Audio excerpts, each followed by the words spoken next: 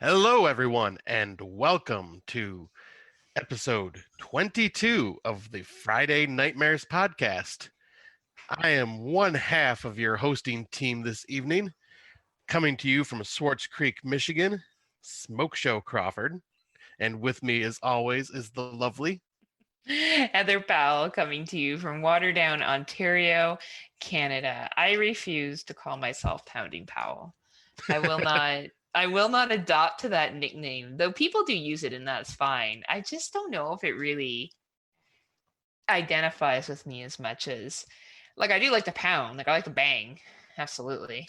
and you like pounding drinks too. Yeah, but I don't pound them. No, you don't. Like I'll pound shots and shit, but you don't pound back sangria. You're not like, oh man. Well, you're just not living your life then. Spent $11 on this glass of sangria. Let me drink it as quickly as fucking possible. Well, isn't that what you're supposed to do? No, well, maybe that's what you do, but I'm not rich like you, I guess. I like to try to make my drinks last. But man, I drank this weekend, of course, and I just drank at home and with some friends and stuff. And honestly, like my tolerance has gone down since we went into red zone. Oh no. I know. What are we gonna do? Yeah, like I definitely it didn't take as much. I had a bottle of Yellowtail Red Sangria to my face on Friday night. It was to your delicious. face. Yeah, and I had fruit and everything. Like I had an orange, I had some raspberries, I had some grapes. Like it was fucking all out. Let me tell you. Yeah, you sent me a picture of it, and I was impressed. Balls to the wall, you know. Go big or go home, Scotty. Go big or go home. That's the only way to be, especially with you. Yeah, right. That's how I do it. But yeah, and then last night I just went out with my parents for dinner and then had some drinks and came back and had some more drinks. And it was like, I don't know, like I slept till 10:30 today. I was up till 2 a.m. I originally told Scott I was going to bed at midnight, but then I didn't. Yeah, I'll say we ended up chatting till like in the group chat till like what was it 12:30, 1 o'clock? No, it was like 1 because I watched 1:30 because I was watching South Park. I was watching the episode where Butter's parents try to kill him. They try to cover it up and shit. Yeah, it's funny. I love South Park. That shit's jokes, man. Oh, I love South Park. It's so funny. And the night before I was watching some Rick and Morty as well. Going for some good old adult humored cartoons. I love it. Yeah, I like Rick and Morty too. It's really fucking funny. Oh, it is. Like it's a good little series. But yeah, like and then I went shopping for Thursday, which was your Thanksgiving. So belated Thanksgiving, Scott. Thank you. And all my American brothers and sisters. And yeah, I hammered out the shopping. First time I've stepped foot in a mall in over a year, and I just like fucking nailed that bitch. I went like store to store to store, got my shit. I've finished all my Christmas shopping with the exception of like a handful of gifts, like stuff like bottles of wine and shit, like things that you just get closer to the date because you're not gonna buy a bottle of wine now and have it sitting around for fucking like 25 why not? days. Well, wine gets better with age, Heather. But to be honest with you, what I'm more concerned about is me hitting it and breaking it. So Scott's just flashing me his crotch, everybody. I just want everyone to know, Scott, your fans only recording or OnlyFans recording is later. Oh, not right now. Well, okay, fine. This will just be a peep show for you then. I know what your dick looks like. I've seen it many a times now. I get it, okay? It's a nice penis, all right? It's really nice. It's just perfect size, perfect girth. Gets the job done. You should be very proud of it. But I don't need to see it every time we podcast. God, Scott. Well, Little Smoke Show Junior's got to come out and help talk about the show. Well, I wouldn't call it little. I think that's an insult to it. It's a fairly good size, healthy, strapping young man. So let's obviously been drinking his milk and taking his vitamins and saying his prayers like good little Hulkamaniacs. Oh my gosh. I know, he's so awkward now. He's like, why'd you talk about my dick on the podcast? That's what happens when I show it to Heather. She just has to tell everybody on the show now. I get really excited. I love dick, like I love cock. I heart cock. Like I do though. I love it. I love the cock. Oh, I I'm know you do. definitely I'm not one of these chicks that are like, ew, yucky. I'm like, give me some of that shit. Like definitely no issues here. Anyway, I've kind of babbled on because sometimes you don't have anything interesting to say, but we'll let you talk now about your things. Wow. About your Thanksgiving and I don't know, your cock or shopping or whatever it is you feel like talking about. No, I'm done. The show's over. Oh, okay. Brandon Orlick, can you come on the show, please? But yeah, I had a good Thanksgiving. I mean, it was not your typical, like not my typical Thanksgiving with the big family and all that, because due to everything that's been going on, we And Scotty canceled that. follows the rules. Yeah, and it was just ended up being me and my parents, and I see them at least twice a week. So I was like, yeah, going to see them for Thanksgiving's not a big deal. So we just had dinner together and then spent a good couple hours there just hanging out. And then trying to remember, I really didn't do much on Friday. Just kind of relaxed around the house and did some things. And I threw my back out. I don't know if I ever mentioned it on the show, but I've been just like slowly recovering from that. So I'm trying to take it as easy as possible while still trying to do some things around the house. But I did decorate a little bit for Christmas just to get a little bit of the Christmas spirit Hey, in the you got house. something exciting going on every day. Why don't you talk about your calendar? Oh yeah, I'll say I'm sure everybody that's listening for the most part has noticed, but yep, I got a Gremlins Advent calendar that each I think it was a Halloween Advent calendar because it was 31 days instead of 25. So I started it a little earlier just so on the 31st day it'll land on December 25th. But yep, each door holds like some little miniature figure or something along those lines to represent gremlins. And yeah, so far I think it was Gizmo, and then it ended up being I think it was a little fur ball to represent when he got wet, and then it turned into an egg, and then then it was Stripe the Mogwai, then it was the egg with a little bag of slime, which I'll probably take a picture of everything set up when it's all said and done and make the slime put the slime out and everything. Um, then it came out with a gremlin, and then Stripe is a gremlin so far. So I'm kind of curious to see which what each little figure is going to be going forward because it's definitely telling the story of gremlins like in the order that it happens. That's awesome. It looks really fun. I'm actually really impressed by it. Yeah, I'll say it's really freaking cool because it's a fold out theater. Like I haven't taken a picture of the full theater. Like I think I sent a picture to you with it all folded out, but I haven't like posted it on Facebook. But I'm waiting until I'm all done and I can have all the figures sit in the theater seats and all that stuff. That's But awesome. yeah, it's pretty neat. So I'm just using that to get myself in the Christmas spirit. I decorated my Gremlins shelf, so I got like some garland hanging around it, and got a little miniature black Christmas tree right next to the theater. And then you're gonna watch Black Christmas. Black Christmas, The 1974 one, not the other pieces of shit. I was gonna watch 2019. You kidding me? Oh, 2019. Just don't. Yeah, it's just yeah. Oh, don't worry. I'm gonna get myself in the Christmas spirit and watch Christmas horror films.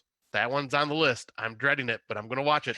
You know what? If you just know that go into it knowing that it's a very it very much identifies with the Me Too movement, which is a very important movement. It's just the message was a little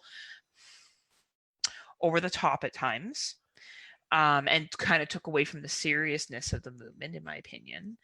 And it has nothing to do with the original Black Christmas. I think if you walk into it knowing that and you go, this is just going to be a fun science fiction-y slasher-y film, you'll have a good time with it. And honestly, like, I don't know how many people expected it to be anything like the original Black Christmas. Well, I guess people that don't watch trailers, but I watch the trailer and goes, "Wow, this looks nothing like the original." And I would have went in expecting that. I remember you were dating a chick last year, and you were thinking of her and you going to see this. Oh yeah. And I had gone to see it, and I was like, no, Scotty, do not take a woman to see this fucking movie. Like it was. and I saw it with someone I'm romantically involved with, and I was like, yeah, that's not something you do. No. Like, and like I've known this person a long time, and and we very close friendships, so we were able to be like, it was, but it was uncomfortable. Like there were parts where I was like, what the fuck is this shit? Like, what the fuck is going on here? So yeah, I think watching it, knowing that it's like a sci-fi-ish, goofy romance, like not goofy romance, goofy like slasher. I think you'll be fine with it. Like, just know it's a lot of Me Too. It's really high on the Me Too movement. To me, to a detrimental point. And I'm very much for the Me Too movement, but I think this film just missed the mark. Yeah, that's what I had heard, and you did an amazing review of it with a bunch of others on the Fresh Cuts last year. Oh yeah, back in December last year, when I was a baby podcaster. Which, by the way, happy 1 year of friendship. Are you tired of me yet? Do you want an honest answer on the podcast, or do you prefer? No, of course not. Of course, I'm not tired of you, Scott. Clearly, you are very important to me, and you've continued to be. We've shared lots of experiences together. Like, I've seen your dick many a times, and I just love it more and more each time. Everywhere, wherever it is. In my mouth, with a hat on the train. When we're out at the convention. We're at the convention and you just like pull out your dick and you're like, hey Heather, I just wanted to say hi, and I give him a high five. Like I just really appreciate those moments that we have together. But no, I think we're very lucky. It's funny, when we first met, we visited a lot within the first 3 months of knowing each other, which was a little difficult for me because I live, not that far away, but the exchange is very expensive for me to leave Canada and go to the United States, even if you're just driving. And I went to see Scott in December and in January and in February. And I told him in February that I couldn't keep this rate of visiting up, that I would probably be, and also my mom was diagnosed with breast cancer at that time. And I don't think I've ever talked about that on the podcast. No, I don't think you did. I don't think I have. But yeah, my mom was diagnosed with breast cancer in February. And Scott, of course, understood that priorities had to be done. I actually got some news about that when I was visiting him. Yeah. In February, about the testing that she had been doing. So anyway, we had already planned that I wasn't going to come out there again until April because of, I think I was going to come for Motor City Nightmares. Yep. That's what we were talking about. Yeah, but I was going to try, and like if there was time and whatnot, I was going to try making it out in March because I had already paid for my enhanced license and was just waiting for it to get there in the mail. And it was also depending on my mom and other things too. Spoiler, my mom beat cancer. She had her surgery in April. And she did, they removed the tumor along with a bunch of other stuff. And she's done her radiation. And she's doing really well. So that's, and I'm happy to hear that. So it ended good end to 2020. Let's talk about the positive stuff. But I had no idea. I remember having this need. I've always had an idea that I'm like, I should see Scott as much as I can now because it was tiring. Like, it's a 3.5 hour drive. But I thought I better go now because you never know. And you do never know because here we are. And Scott and Brandon Orlick and I were joking around last night. And it's true. I don't know when we will be getting together again in person. Yeah, it's going to be up in the air for quite some time. And it's just crazy. And I was just thinking about this too. And it's crazy because probably by the time this episode is released will be the round of time of the 1 year that you had come to visit me. And we went to see Gremlins. Yep, we went to see Gremlins, and that was when kid spilled the fucking Skittles in the movie theater. Yep. I talked about that on our first episode, but that was funny. You did, and I was gonna say, and that will be also 1 year since you and I came up with the idea for the show. That's right. Yeah, we decided that we were going to do podcasting. I was getting more and more to podcasting, which reminds me, I'm wearing my Kill the Cast tank top. I had to cover it up because I got cold, not because I didn't want to show off my... Yeah, she just didn't want to show her boobs to me after I showed her my penis. Oh, fuck. You've seen them. It's fine. It's fine. Let's not be coy now, Scott. All right? You know what they look like. So anyway, they're not big either. Like they're there, but they're proud. Just like your cock. All our shit's just super proud. All our sexual items are just super proud. Anyway, but where was it going with this super inappropriate conversation? Oh, what were we talking about? We're talking about our visiting. show idea. Or show. Okay, fuck. Anyway, it has nothing to do with cocks and tits. I don't know why. Oh, Kill the Cast T-shirt. That's what I'm talking about. All right, Kill the Cast tank top. It's all anyway, back around. 4 years ago, or I guess a year ago, they had their 4-year anniversary. 4-year anniversary, I think it was. Yep. And I was on that show, and I am so utterly grateful to Jay and Kenneth and Jerry for giving me my start in podcasting. Words cannot ever express how much those three gentlemen mean to me and how much I appreciate them. And particularly, I want to thank Jay. I know he doesn't listen to this show, but if it wasn't for Jay, quote, making fun of people on this horror movie Facebook group that I follow and me thinking he was fucking hilarious, and that led to me listening to Kill the Cast, I probably would have never met you. And I probably would never be doing what I'm doing today. So thank you, Jay. Yeah, thank you very much, Jay. And thank you to Jerry and Kenneth and Jay for having me on their show. And kind of, I remember being so afraid. And I'm not like Scott. Scott's been doing this shit for years. So he's had 2 other podcasts before this one. Guested on multiple podcasts before. So he was really the veteran coming into this. And I still feel like he's the veteran. Like I may be the comical relief, but he is the like glue that holds everything together. So I'm really, really glad I've been able to work with him. And I think one of the biggest compliments, and I really appreciate Christian said this from Exploding Heads, and Dave C has said it before as well too, that our chemistry is good, that we flow well together, that we have good conversation. We talk about cocks and balls and tits, which, you know what? If there's anything the fucking horror community loves, it's cocks and balls and tits. It's so true. We are on the fucking mark. Yeah, and I just consider myself really blessed. And even though 2020's had its ups and downs, Scott has been a phenomenal friend and been there for me through thick and thin. I've been there for Scott with all his dating adventures, because when you're Smoke Show Crawford, all right, like there's a lot of ladies out there that want a piece of the Smokey Bear.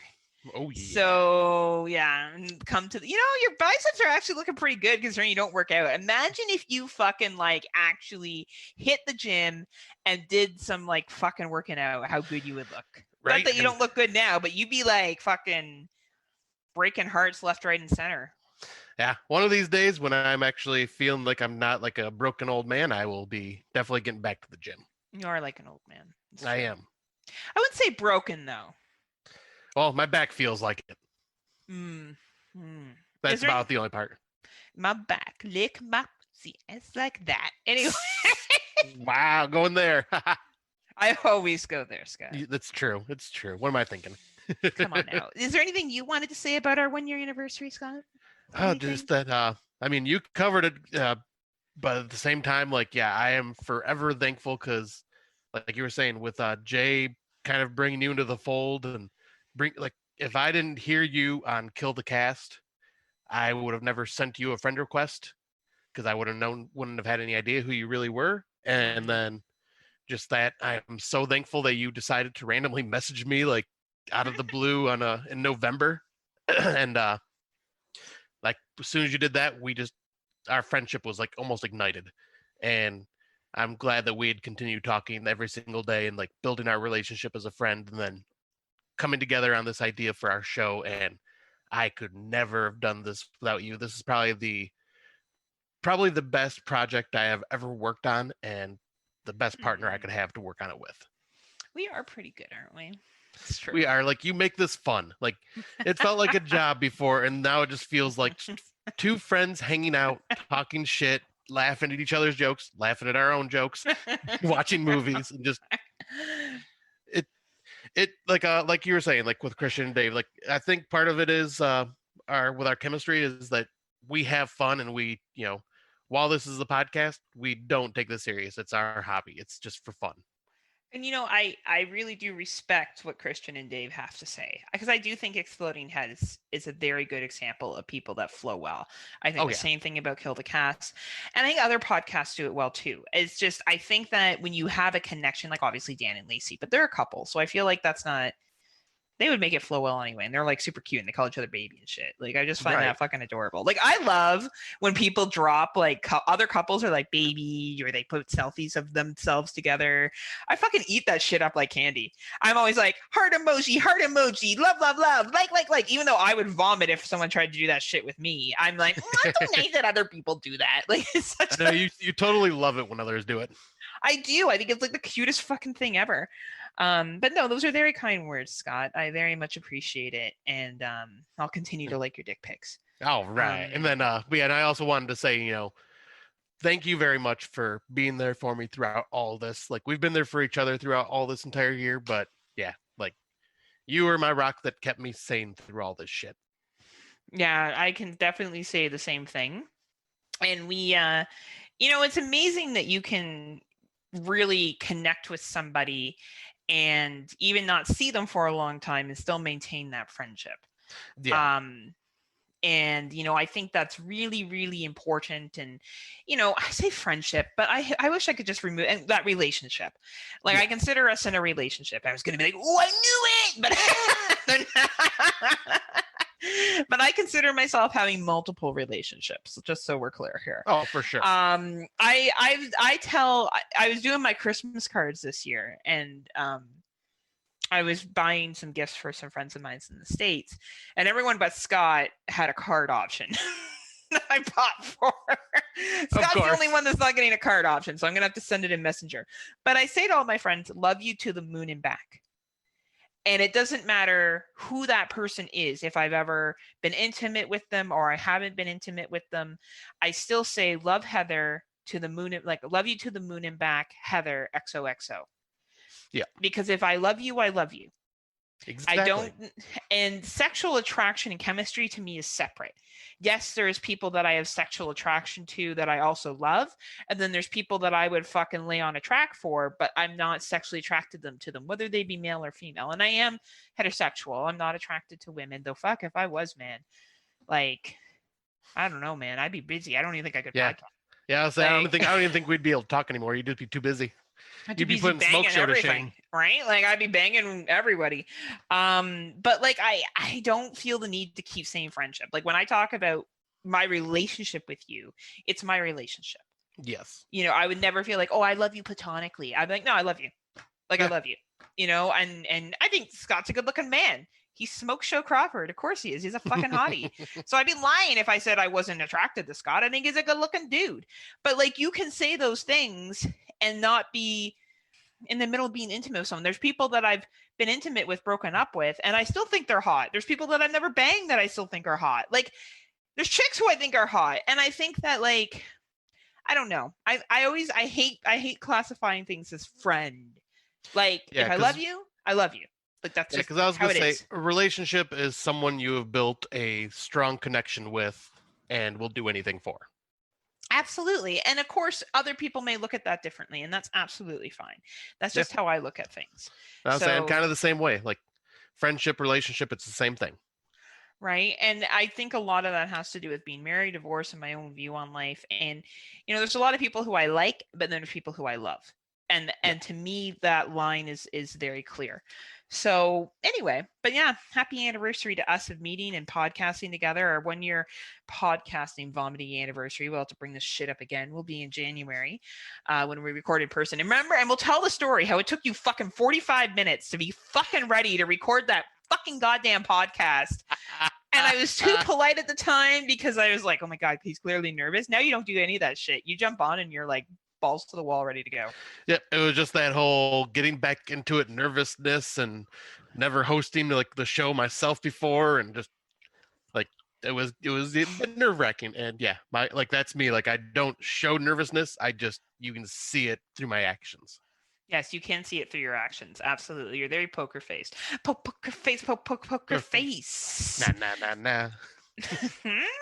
All right, I guess we should we bullshitted. Wow, do you see that? That was like 25 minutes of just fucking not talking about literally nothing. Right? Well, Cocks and before we balls and our friendship. How like hilarious is that? I think it's great because that just goes to show our like how much fun we have. We can just sit here and chat. And speaking of which, I just wanted to say to everyone that's listened, thank you for being on this journey with us. Oh, wow, look at that, Scott. Yeah, I thank you too. Not just Scott. I actually thank you more than Scott.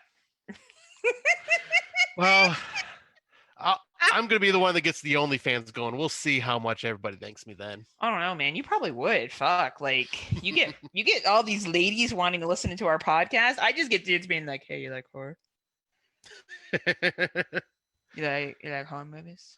I can hold you during the scary. Oh yeah, like I could cuddle you and hold you during the scary parts. Oh, you're sweet. You're a sweetie. Oh, if only you knew. Oh, baby, you're like 15 years younger than me, sweetheart. I don't think so. And it was a nice gesture. It was. It was a very nice gesture, yes. But thank you to our fans all over the world. Yes. We can say that. And we really appreciate all of you and your support and keeping Scott and I's egos in check. Well, my ego in check. Yeah, I was gonna say I don't even know how in check it is because we still got to bring you down every once in a while. Oh, you can bring me down. Oh yeah. Oh yeah. That's what she said. Oh yeah. That's what she said, and that's what he did. You're such a fucking nerd. All right, you ready to jump into these movies? She's like, I can't keep doing this. We talked about my cock and my balls, and she's got me a nerd. I talked about my OnlyFans. Oh my god, Heather, we need to move into the fucking movie. All right, so our 2020 films that we've been watching. Welcome to our very serious podcast that is Friday Nightmares. So I watched. Did you see this one? Yep. Crawlers. It is Into the Dark Hulu. Now, some of you who listen to our show know that Canada ain't got no Hulu. Nope. But I got a friend who has Plex, and he downloaded these bad boys for this little Canadian. And let me say, these Into the Darks are fucking fun. Yeah, that's exactly what they are. They're not like, oh, the greatest movie of all time or the worst movie of all time. They're just fun watches. They're just kind of there. I watched an older one, the Halloween one from last year with the board game. I didn't see that one. Annie. Yeah. Oh, watch it.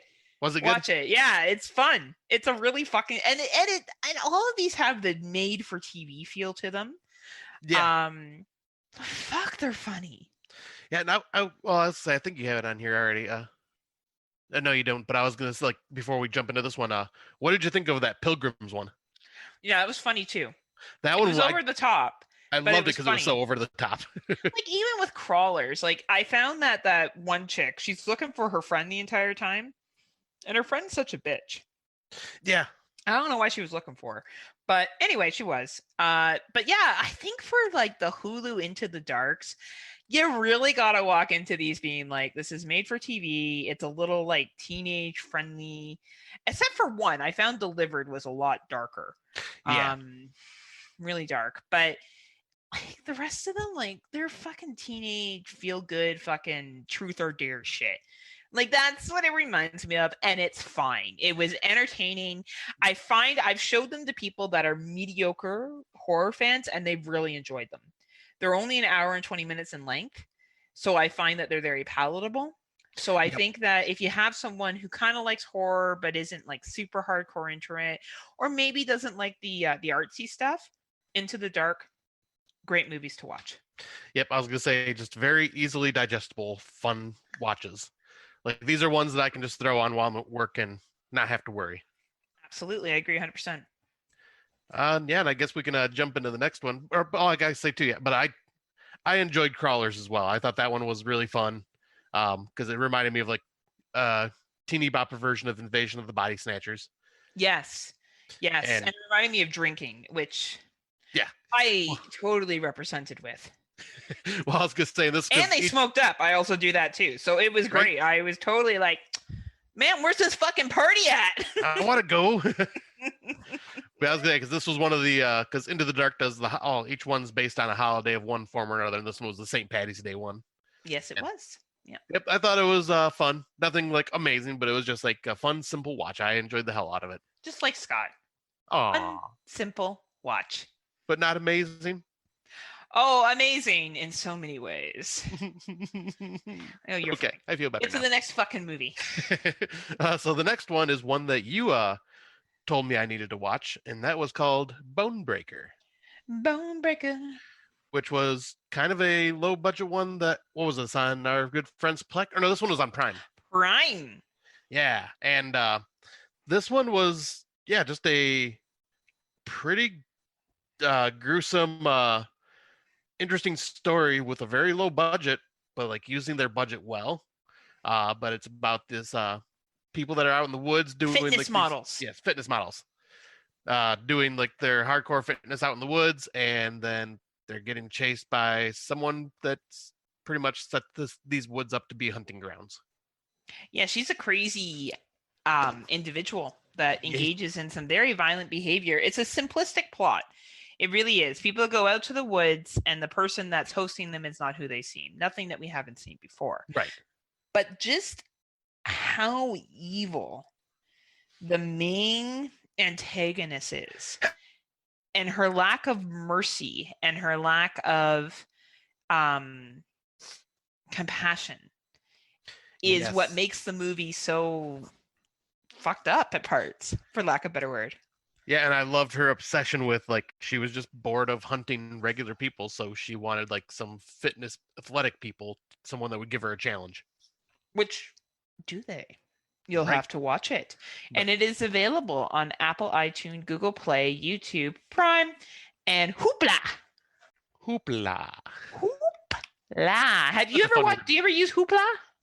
No, I don't have I have a library card for my town, but I don't know if they actually have Hoopla for my small little town. Oh, you have a little baby town? A little baby town. Baby town. All like right. If I went to the Genesee County Library, I'd probably be able to. Genesee County. Yeah. County. Way down yonder at the Catacoochee. So Blood and so our next movie is a documentary. Blood and Flesh, the real life and ghastly deaths of Al Adamson. Yep. Right. Yep.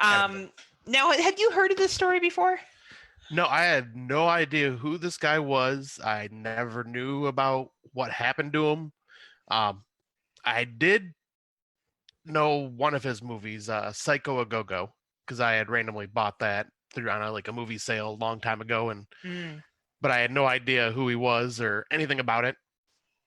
But yeah, this was a very well done documentary. Like, because I literally just finished it right before we started recording, because I started it earlier this week and then finished the last half of it. Yeah. But yeah, I really like how they did this, where they talk about his life, they talk about his films and everything he did with the films, and to talk about leading up to his death. Yeah. Which is messed up. Now, have you ever seen A Stranger in My Home? The series? No, I have not. So I had originally heard about the story on A Stranger in My Home. And it's a series, and I think it was out for 3 or 4 seasons. It's a great real life murder series. Now, they do have reenactments in it, and it talks, and this was one of the stories they covered, because the person that murders him, and this isn't a spoiler, if you know anything about this gentleman, it was his handyman that did it. So A Stranger in My Home, if anyone wants to see that hour-long documentary with the reenactments in it, it goes more into the details of the murder. And it's really, really well done. Yeah, because I want to check that out. I meant to check it out before we recorded, but I just didn't have enough time. And you can just find it on YouTube, honestly. Nice. Yeah. So this is available on Amazon, iTunes, Google, Microsoft Store, Prime Video, and Shudder. Yep, that's where I watched it. And I would like to congratulate Australia, Tim Davis and Daniel, for receiving Shudder. Have Shudder now in Australia. I noticed that we shout them out a lot. They just shout you out to insult your taste in movies, Scott. Right, and then they mention you in the questions of the week and the movies that you watch. Yeah, and they still haven't read my review. Yeah, on their show. So anyway, though, we're going to take the high road, Scott, and we're going to congratulate them on Shudder. But I recommend this documentary. I think it's very interesting to learn more about kind of the BC movie craze of this cheap, low budget horror movies of the 60s and 70s, and the driving craze. It's very interesting. Yeah. And he seems like he was a pretty cool dude. Like, yeah, I was saying like he was very cheap with the way he did things, but like that's what made those movies charming in their own way. It seems like. Well, it was cheap with paying people. Yeah, That was that his too. cheapness, right? Which you can question on the ethics of that, but that's not what we're here to discuss here on Friday Nightmares. There's we're- no ethics here on Friday Nightmare. Yeah, well, clearly. It's not everyone a question. But yeah, it's definitely worth checking out. Great documentary. Yeah, if you enjoy documentaries, give it a watch. Yeah, highly, highly recommend. This is probably one of the better documentaries I've seen this year. Oh, that's very high praise coming from you, Mr. Crawford. Oh, it is. It isn't. I've only seen like 5. But You're like, out of the 5, this one's really fucking good. yep. Awesome. All right, so the next one is Delivered, which is another Into the Dark. I've already talked about Into the Dark. The only thing I would say about Delivered is it's one of the more darker ones, but it rips off a lot of crime ones that have actually happened. Yep. Oh, it absolutely does.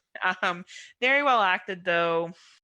You know, you can see the story coming a mile away, but I enjoyed it. And if you wanted to maybe see if someone would like something like Misery or other movies about torture and kidnapping and pregnancy, which isn't Misery, but whatever the case may be, you show them Delivered. It's not a bad film. No, I'll say it was another one of those a little bit rougher to watch compared to the others because of the topic, but still like a very simple plot. Nothing too crazy and out there.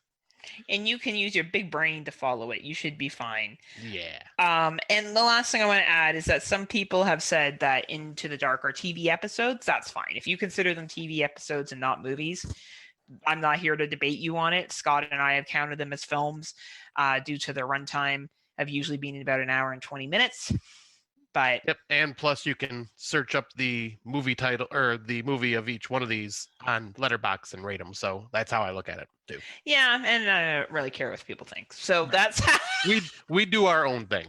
How I rate it. If you want to go watch it and call it a TV series or not, you don't want to watch it, that's fine. Bottom line is, I think if you have someone that introductory horror, may like horror, may not, this might be a good little feeler. Bubblegum, easy fucking films to really get through. Even the heavy ones are not that heavy. Right, exactly. You want me to take the next one? I sure do. All right, so the next one is Cujo from 2020. Oh, I mean Prey. The puppy was as cute though. Who's a good puppy? Who's a good puppy? God.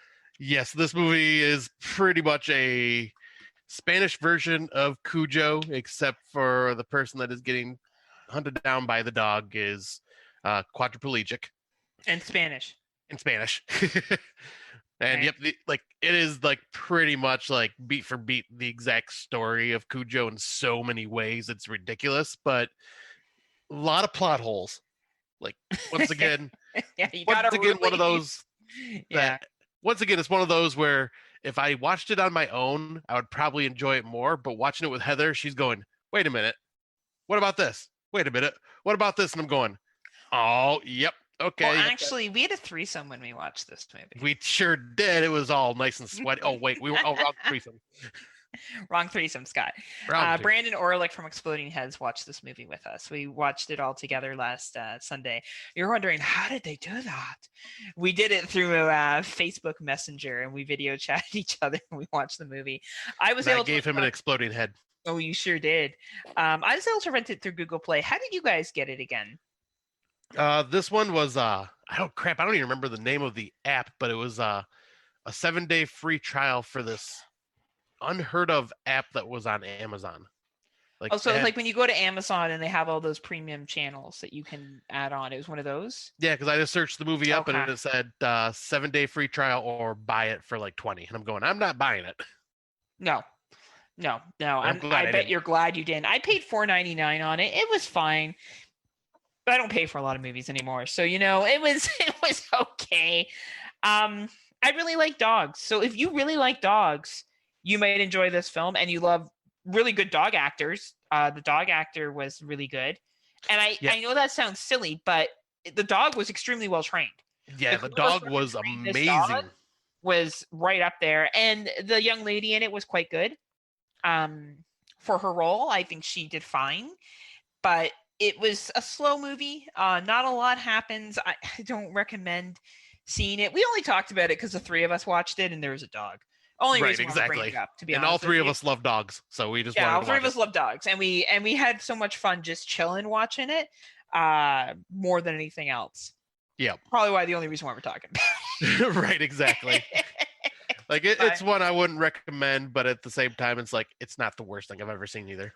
um, yeah, I wouldn't recommend watching it though, unless you really like German Shepherds, Yes, like a lot, and you really want to see some puppies. Then because he's a shit's good on, boy. He's such a good boy. right? Exactly. And then I guess is it the next one is me? Yep. Well, like you and I both watched it. Okay, so the next one is Immortal, and holy fuck! Occasionally a movie comes around and is so real, you kind of wonder if you're watching fantasy and fiction come together in this film, and you're not quite sure where the line is drawn. Uh, Yeah. it's heavy. It's an anthology, and Tony Todd is in one scene, one of the stories. Which the story, I want to just say, if you have anybody that has passed away from cancer, it may be a very challenging watch. Well, hell, even if you don't, like, I Yeah, was I was actually crying watching that segment. it was a very well acted. Actually, I'm going to read a review here from Dustin. Dustin on Letterbox. Just at the beginning, what his statement says: an odd but very welcome approach to an anthology, especially in these years of slapping shorts together with no rhyme or reason and dumping them on VOD. And I think Yeah. that is, thank you, Dustin from Letterbox, 4.4.5 star rating. Um, I think that sums it up the best. This Yeah. is this is a very good anthology. The stories are all very true to life with a little bit of science fiction, um, horror elements tied into it. Um, well acted. Yeah, I will say if you were wanting to see Tony Todd and probably his most emotional performance and probably his best performance in my opinion is in this short. And like some decently well-known people, we have Dylan Baker.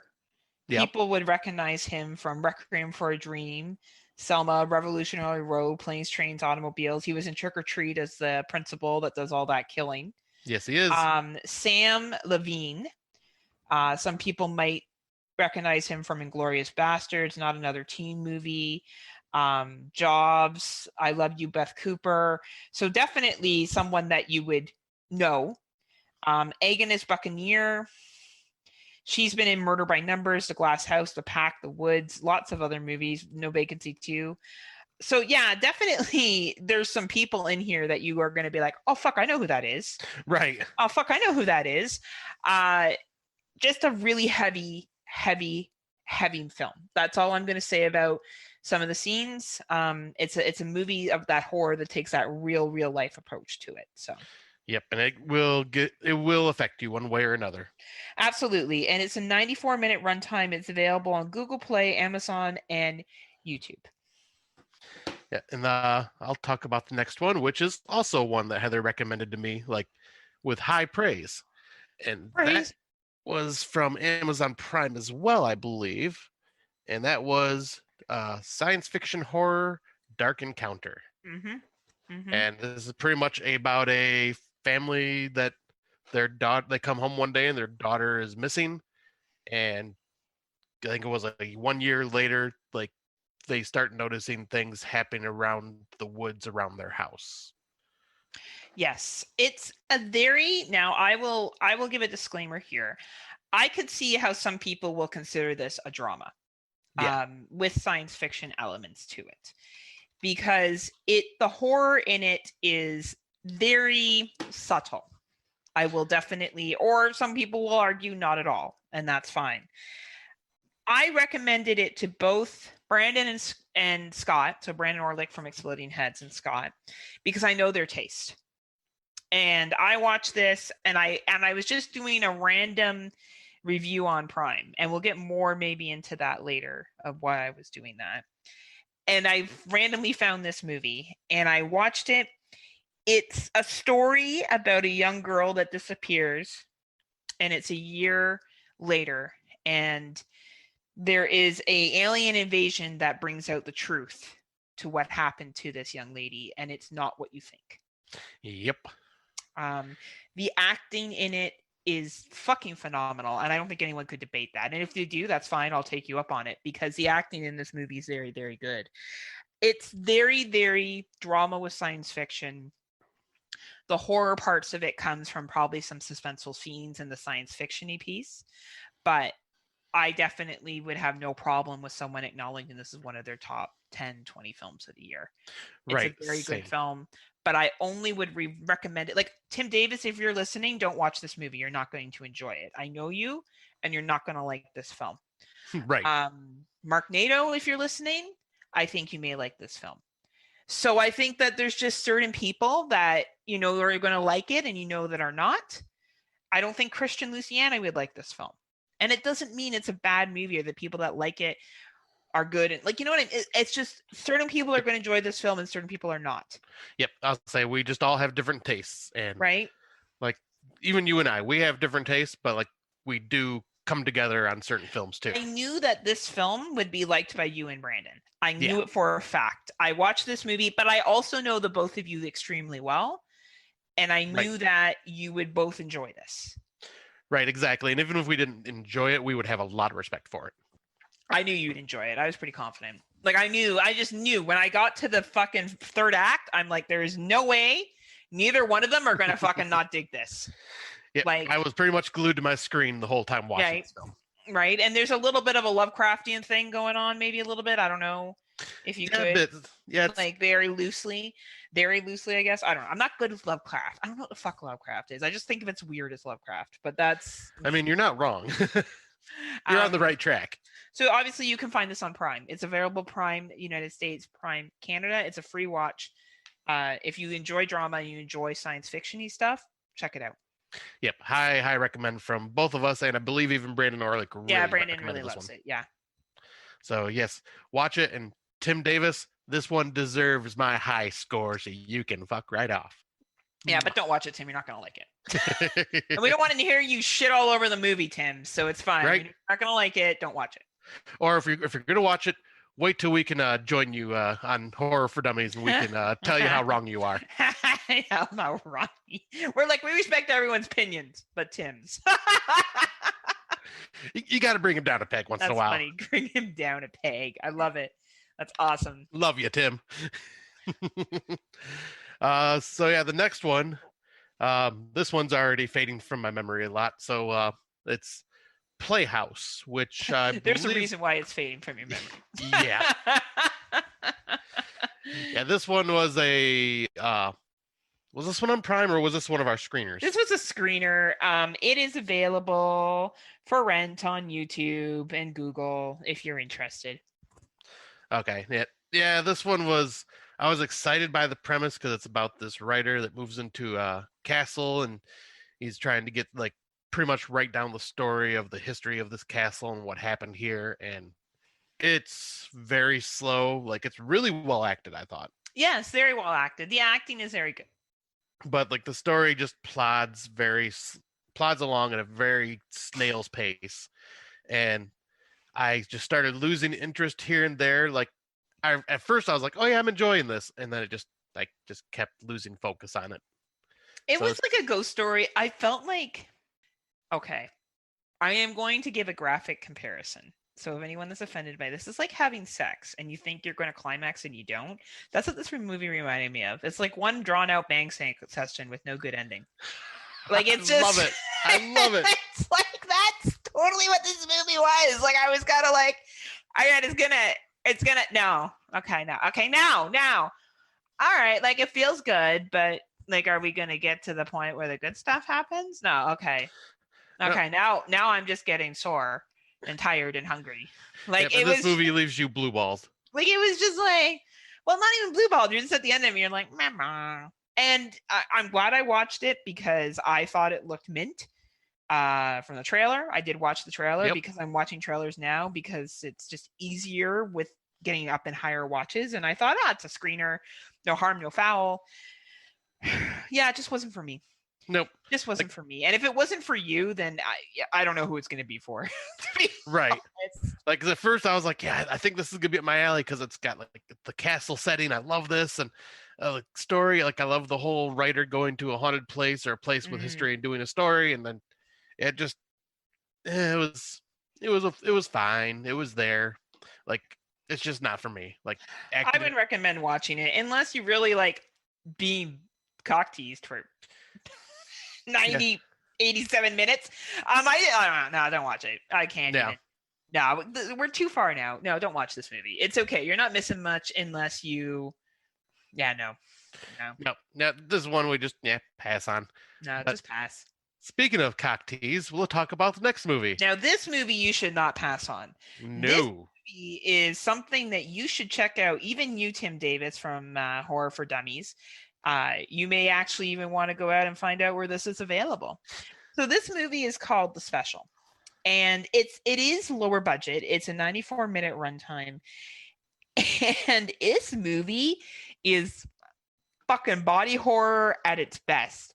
Like Videodrome level body horror, only better, in my opinion. Like better practical effects now. Oh, okay. I was gonna say, whoa. Like Videodrome was great for its time with body horror. Like if you remade body horror with Videodrome now in 2000s and use practical effects, you could do so much more. Yeah. Right, because we have more advanced in technology.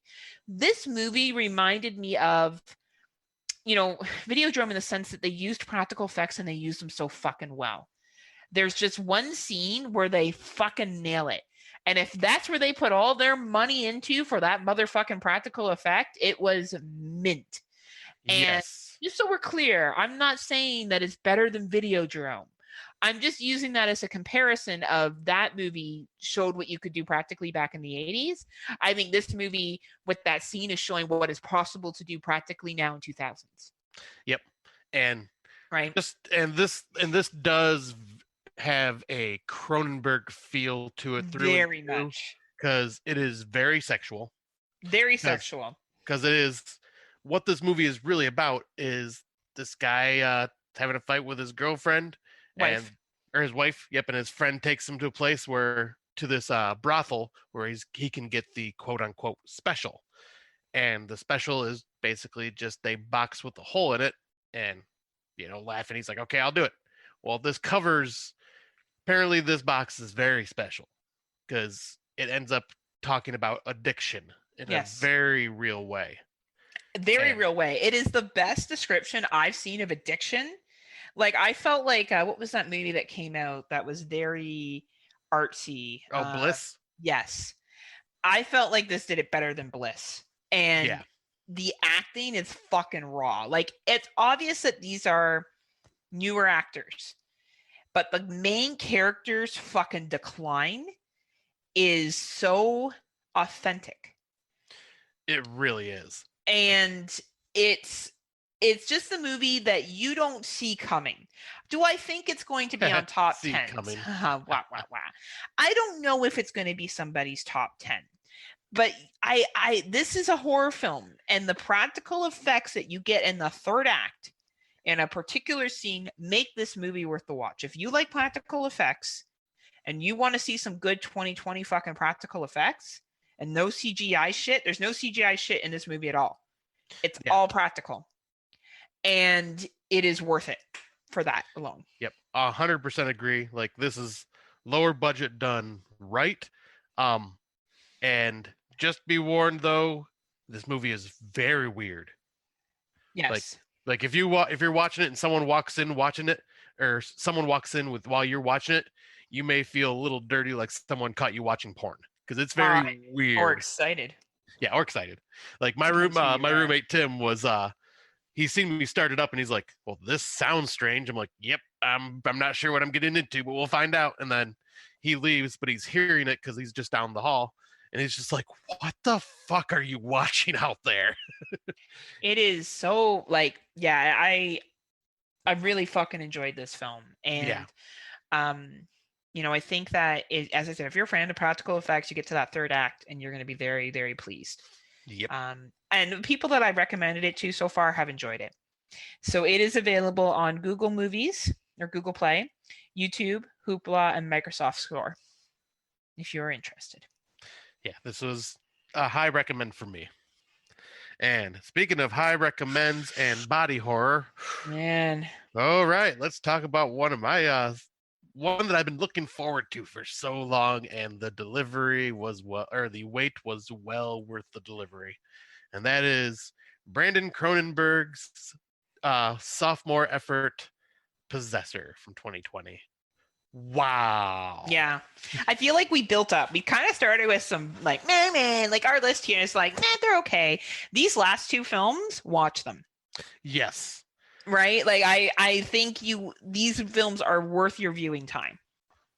Yeah, because you can see that with Brandon Cronenberg, he is definitely taking after his father and his footsteps with the way his filmmaking is done, the kind of stories he tells. Because he also did one called Antiviral a couple years back, and that was a very good, hard look at how far someone would go being obsessed with a celebrity by injecting themselves with a disease that the celebrity has because they're such huge fans. Wow. And it's real, it's raw, and it's got body horror in that as well. And so seeing that, then knowing this movie is coming out, I was like, yes, I need to see this. And it's pretty much about a futuristic style assassin that is able to hop into other people's bodies. And unfortunately, at one point, one body she hops into, she is having a hard time getting out of.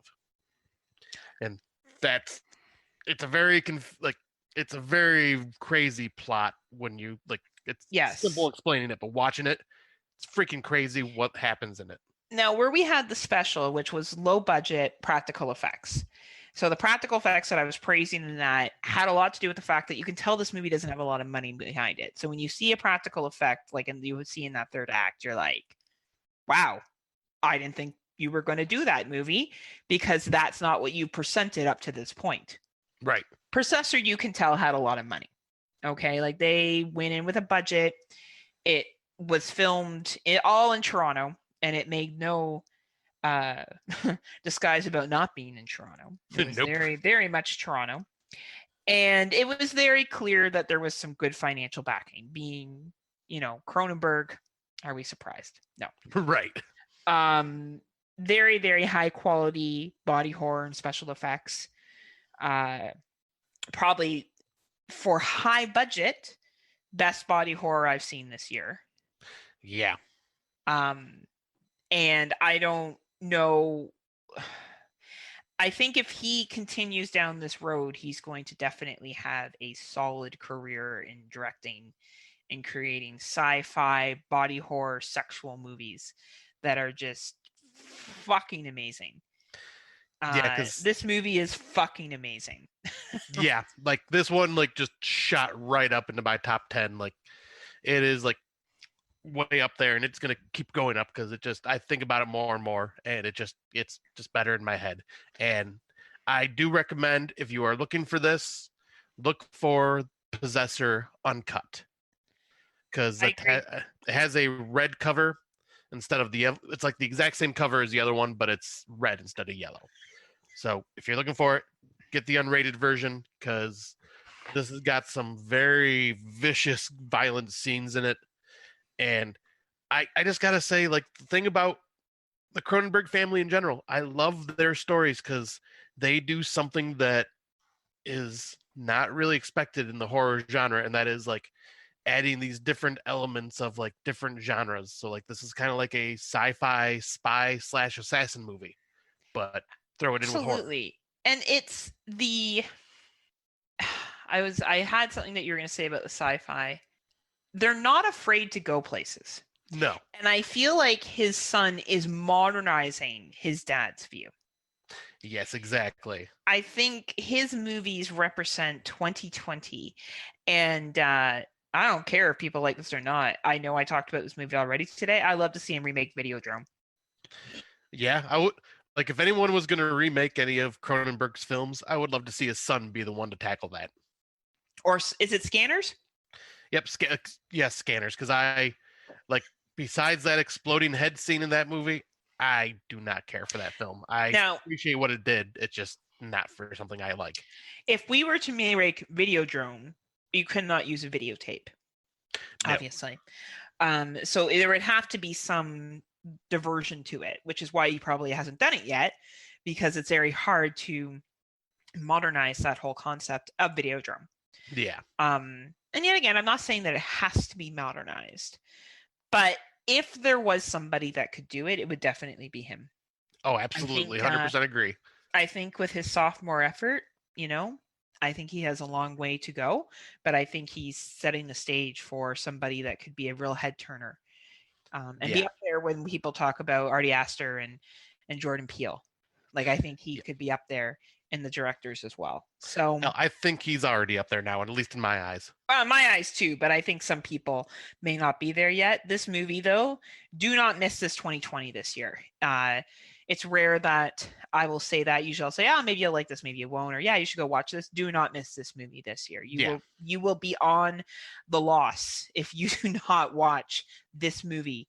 Uncut, fucking amazing. Check it out. You can find it on Amazon, Google Play, Vudu, Fango Now, and Redbox.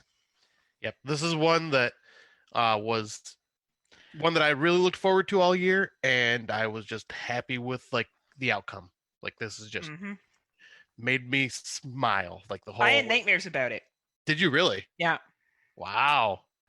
It says something, right? Yeah, I'll say that says a lot. Right. But yeah, this is definitely the Friday Nightmares gold star approval rating for this movie. Absolutely. I think there's just some movies that you need to watch in 2020. And this is one of them. Like you will regret not watching this movie. It's that fucking good. And check it out. Because I see this being on many people's top 10. And it should be. Yeah. Like it should be. It's a fucking good film. It should be. It's like there's some movies that come out every year and you're just like, yeah, this is a good film. Yep. Even if you didn't love it, even if for some reason you didn't connect with it, that's fine. It's a good fucking movie. So, I can understand why people praise it. I personally don't care people top 10 anyway. You could like fucking Shark Attack 18 for all I care as your top number one movie of the year. It doesn't really matter to me. Right. I got bigger things in my life to worry about. But, I think if we look at a filmmaking perspective and what it's doing for the genre, absolutely this movie should be viewed. But we've blown it enough.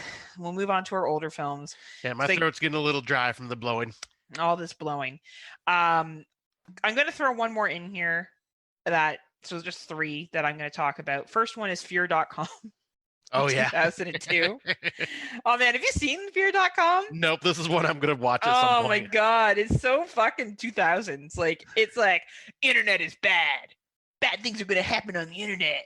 You go on the internet, you're going to be bad. Like, it was basically the synopsis of this movie.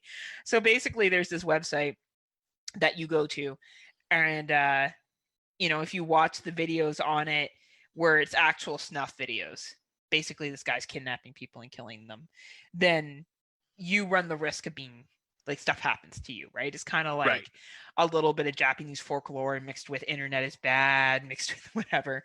I think when it came out in 2002, it probably had more of an impact. With I believe so. Now you can see so much shit on the internet that like you're like, no, yeah, whatever. Like some films every day. But it was fine. I watched it on Tubi. And I always enjoy these like early internet warning movies that are like the internet's evil. Like I just always find those really fucking funny. So if you are like me and you like hearing about how the internet is evil in 2000s, check out this movie. You can find it on Tubi, which is free, as well as Amazon Prime, Vudu, and I don't know, Fango Now, but just watch it on Tubi. Tubi's free. Yeah. I don't know why you support Support the hell out of Tubi. Yeah, like Tubi's there. Next one is Stir of Echoes from 1999. Oh, yes. Exploding Heads covered this one this year, and that's where the famous "You Can't Say That" came from. Oh, that's right. Right. I liked it. It was good. It was a good little ghost story. I didn't fully remember what had happened when I listened to it, so it was kind of still a surprise for me. I enjoyed it. It was easy to sit through. You know, people get their comeuppance who you want them to get their comeuppance. Kevin Bacon's great in it. You know, it's one of his better movies, and you can find it on Amazon Prime, Crave, Hoopla, and Tubi as well. And finally, I watched The Eye. Yay! Is this the remake or the original? The American bastardized remake. Oh, bastard. I'm just kidding. It wasn't that bad. So Jessica Alba. Oh, that's right. She started this. Right? Is in this movie, and she's such a shitty actress. Oh, she is. Like, I get that she was really pretty. You know, I'm sure she still is really pretty. Good looking lady. I get why she was in movies, but oh dear God, she was so bad. But the story's, you know, basically this woman is blind and she's given an eye transplant. Parker Posey's in it. Oh, no shit. Yeah, she plays her sister. I love Parker Posey. Yeah. But yeah, it's you know what, it's fine. Basically she gets these eyes and she sees through the donors and she can predict death, so it's a little bit Final Destination-y, a little bit ghost story, and yeah, it's on Tubi. If you like ghost stories and you like seeing Japanese or American remakes of Japanese films, you can check it out. So as I said, Tubi, Prime Video, Google Play, Amazon, and here in Canada we have it on Cineplex. Oh, okay. I wouldn't rent it. I would just go to Tubi and watch it and sit through the commercials. It's worth just hanging out on there to watch it go through. Nice. Yeah, I've never actually seen the remake, never seen the original. Like, we'll have to go through the originals at one point and then kind of compare them with the remakes at some point as well. It'll be fun. Absolutely. But you know, as always with me, I stay with a theme when we go to these movies. Yeah, you go balls in. I do. Balls deep. Balls deep, no condom on. No condom on. Raw dogging this shit. Raw dogging.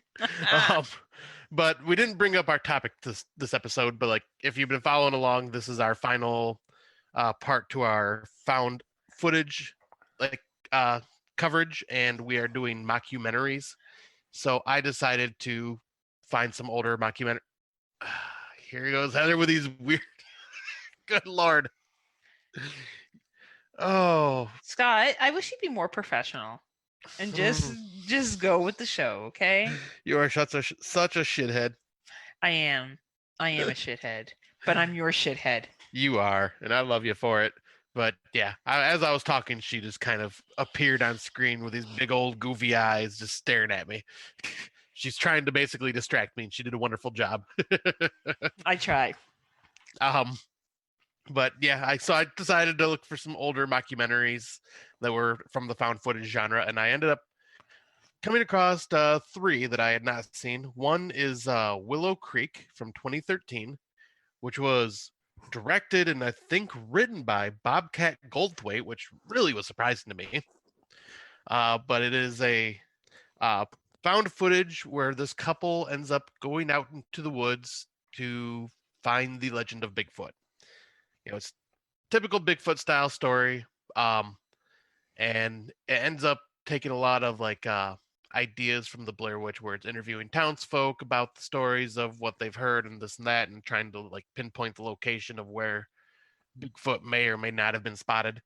Then they end up going there and camping out. Leading up to it, very well done movie. But that third act was so annoying because it ended up just being the 2 people in pitch darkness in their tent freaking out to grunting and growling outside and thrashing about, and you're literally just watching them going, oh my God, it's getting closer, what was that, oh my God. And that was it. Really no payoff at all. Like it just left me wanting more, basically. But like for it was a decent movie. Like it wasn't anything I would just say, oh, you need to go watch this. I know there's a lot of people that love it, but for me, it just didn't work. However, one that did work, and Darren Wilson, I know you listen. If you have not covered this on your show, the Psychosemantic Podcast, I highly recommend this one, and that is The Conspiracy from 2012. And this is basically about these two guys that are doing a documentary about conspiracy theorists, and they end up interviewing someone that has this like big old history with conspiracies and like doing a lot of research. Like he's literally the full blown conspiracy theorist nut, where he's got like wall full of like all these articles and things, and then he's got like little needles or like little thumbtacks attached to each thing with strings leading to one event, leading to another event, leading to another event. Like it's the total full blown cuckoo nut conspiracy theorist. Well, something ends up happening to him in the middle of them doing their documentary. Like they leave and they come back and he's just missing. So they try doing some investigating and can't figure out whatever happened to him. So they end up taking all of his information that he had on this cult that he kept talking about. And so they took this information and they start finding out that there's a lot of people in higher power that are involved with this cult. So they start digging deeper and deeper and deeper and infiltrate the cult and find ways into it. And when they do, bad things happen. But the way this plays out exactly like a documentary, except for where something shitty really happens to these people at the end. But I really recommend this one. This one was very intriguing from beginning to end. Like very well done film.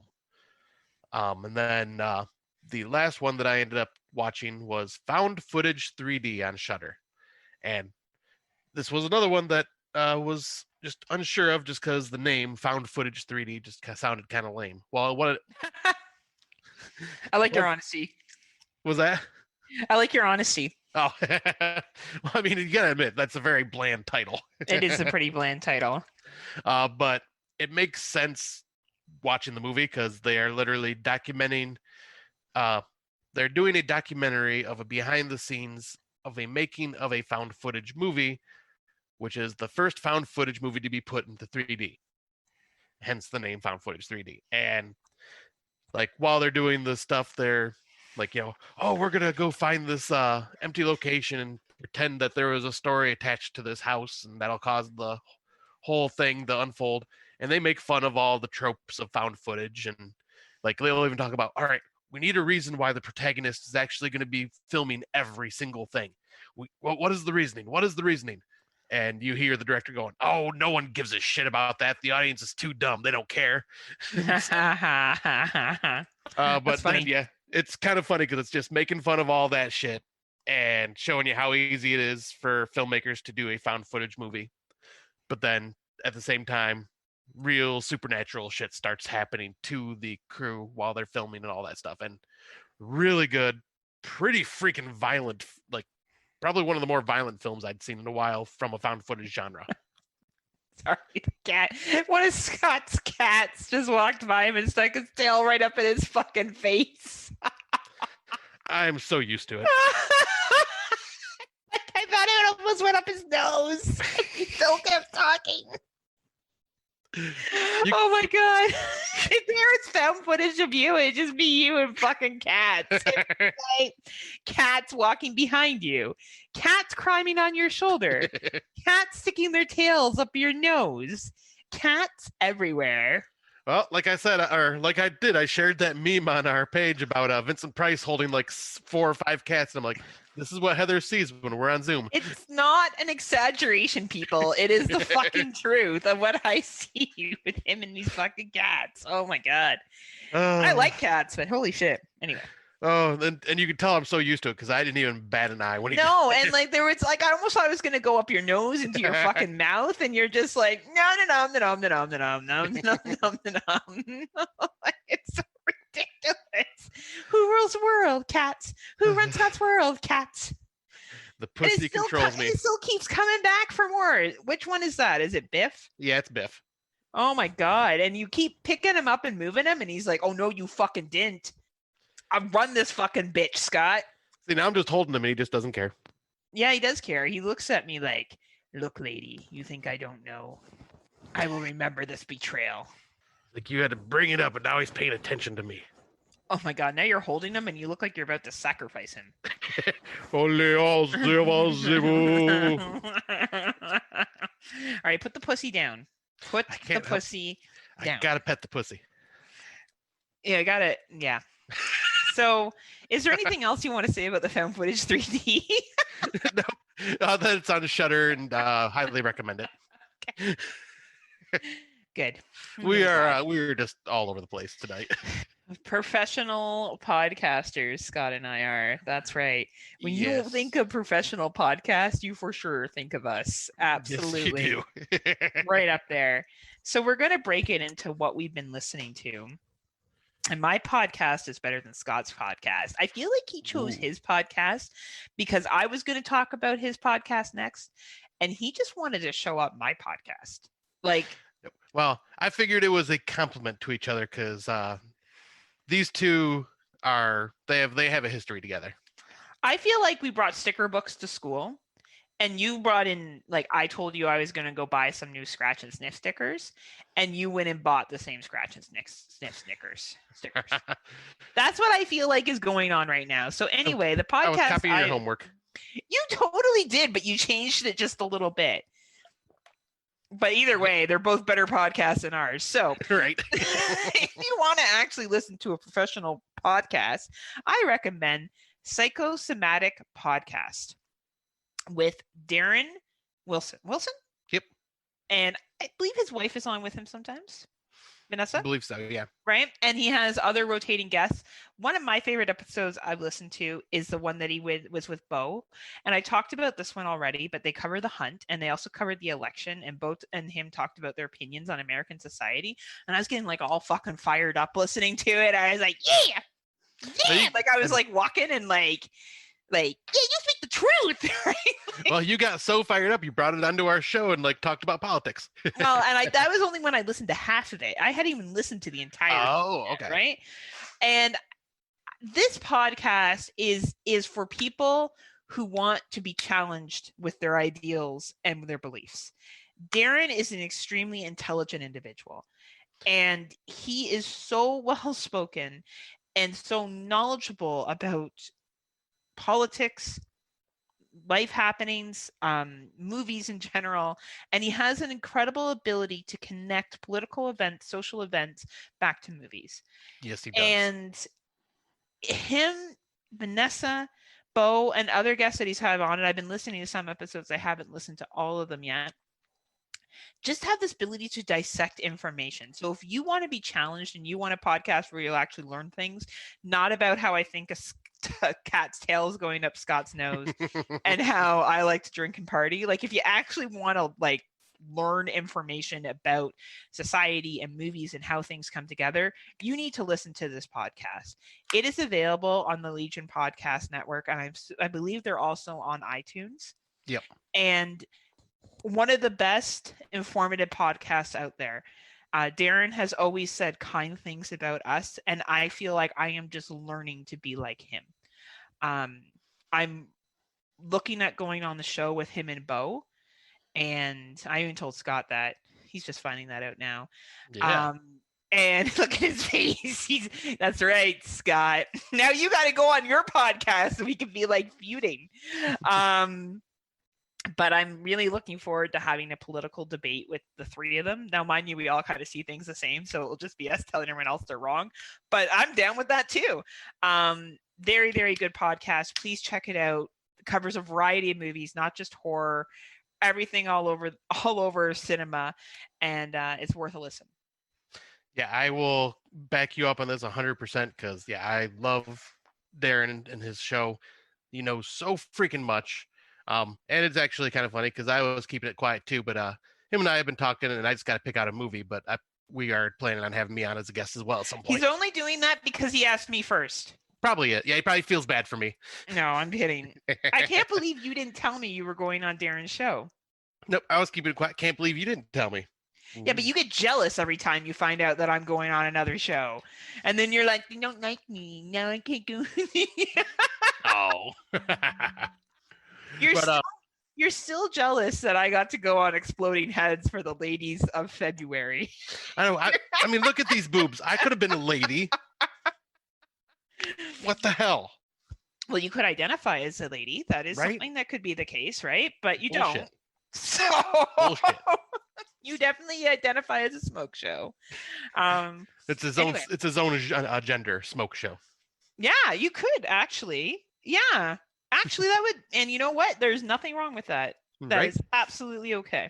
But I do want to say one thing. I'll give a shout out to our boss and a shout out to Psychosemantic Podcast. Check out the Hail Satan episode because Darren ends up having Jerry Herring on to talk about Satanism, and they talk about the documentary and then the politics with Satanism and everything, and it's amazing, amazing episode. Like, because Jerry, he's got a lot of knowledge on Satanism, and they said, yeah, very good, highly recommend it. Well, he also has a lot to say. Yeah, he does. But I will jump into the podcast that I'm going to talk about, and the reason we're joking back and forth about like copying her homework is because this is another big show on the Legion Podcast Network. I have been listening to them since very first episode, and that is Cinema Psyops.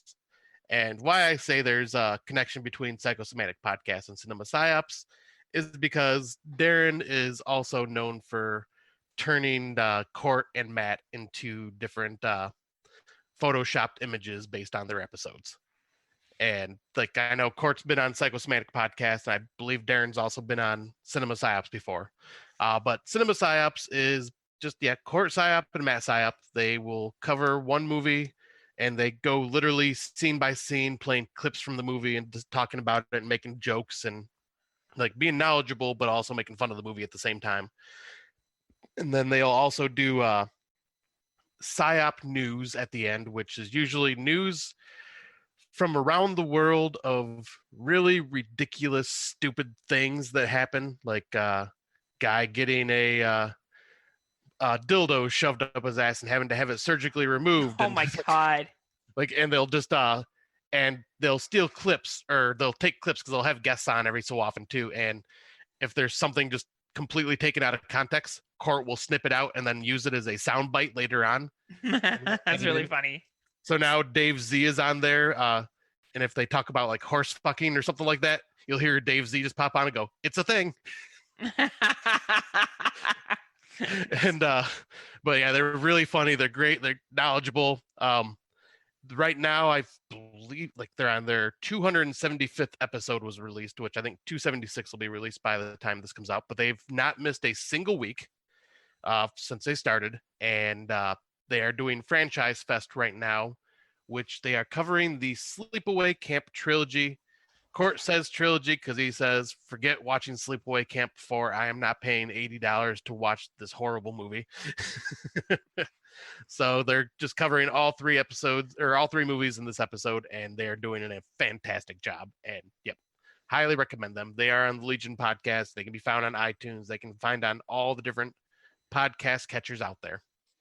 Awesome. Well, yes, definitely check out these two much more professional together podcasts than ours, and have been around a long time. Both of these podcasts have been going for quite some time, and I think they just, as much as I joke around, I really have a lot of respect and admiration for both Courts and Darren. And now Court's brother's Matt, right? They're not brothers. They're just best friends, and they were brothers. Nope, they're friends. Like they met at I think they were met at a job somewhere and became really close friends. And Court was just like, "Hey, you like horror films?" And Matt's like, "Yeah, I like horror films. I've only seen certain ones." And Court's going, "All right, time to make you watch a bunch of stuff and really screw your brain up." Well, I guess that tells you how close I think they are, because I thought they were related. So they bounce off each other so freaking much, and it's hilarious. They're just very, very smooth. So yeah, please check them out. They're awesome. Yeah, I recommend from both of us. Alrighty, so we're going to take a brief break and hear from one of our podcasting friends. So after these messages, we'll be right back.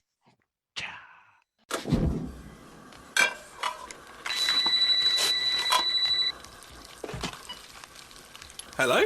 Hello. Who are you trying to reach? I don't know. Oh, I think you've got the wrong number. Do I? I'm gonna hang up. Wait, don't hang up. What's that noise? Popcorn? You're making popcorn? Uh-huh. I only eat popcorn when I listen to podcasts. I'm about to listen to a podcast. Oh, really? Which one? Probably the podcast on Haunted Hill. Is that the one with the two guys with the beards? Yeah, Dan and Gav. Dan and Gav. Yeah, that podcast was scary. I liked it. Most episodes, they look at 2 different horror movies. Each episode, they look at A World of the Strange, where they look at weird things from around the world. Sometimes they even do special episodes where they look at different genres or directors' discographies and talk about them. Do you have a boyfriend? Maybe. So where can I find the podcast on Haunted Hill? Or you could go to legionpodcast.com, Facebook, Twitter, or just go into iTunes and search for the podcast on Haunted Hill. So, are you gonna ask me out? Welcome back to our main topic of our podcast. Can't get this out tonight. We're going to be doing our 3rd installment of the found footage genre, I guess you could say. We're going to be talking about mockumentaries. Mockumentary, my dear Watson. Mockumentary, which I didn't even know was a subgenre until we kind of started looking into this found footage thing a little bit more. Yeah, like I didn't know like how many movies were considered mockumentaries. Like the only ones I thought of was like Lake Mungo and What We Do in the Shadows. And I was like, yeah, those are mockumentaries. And I didn't realize like how many there actually are. Yeah, and how like they're in every part of cinema, not just horror, but we decided to capture obviously in horror. So there's a little article I found, Everything You Need to Know About Mockumentaries in 5 Minutes, by Eric Lures. It was written on May 4th, 2018. And reality, may the 4th be with you for all our Star Wars fans. Reality can take on many forms, but this isn't one of them. Which I think is a fun little thing that he kind of like put after everything you need to know about mockumentaries in 5 minutes in that quote. Reality can take on many forms, but this isn't one of them. I think that's a really cool statement, actually, to be honest with you. So I'm going to read some of his article here. So how could actual found footage and missing people being terrorized by something sinister off screen, be allowed to be played in theaters and bring in hundreds of millions of dollars easily? The found footage wasn't real, of course, and the mockumentary form acquires a new label, found footage, typically applied to horror films to take on a non-fiction style of shooting to tell their story. All truths are not created equal. In the case of difficult to categorize films identified such as mockumentaries, all truths are false, which is so true, like Mango, which we'll get into talking about. Yep. Encompassing a style long associated with the work of nonfiction, handheld camera work, jarring abrupt edits, fly on the wall scenarios, and the breaking of the 4th wall. Remember when I called it the 3rd wall? Yep. I still think we should use 3rd wall.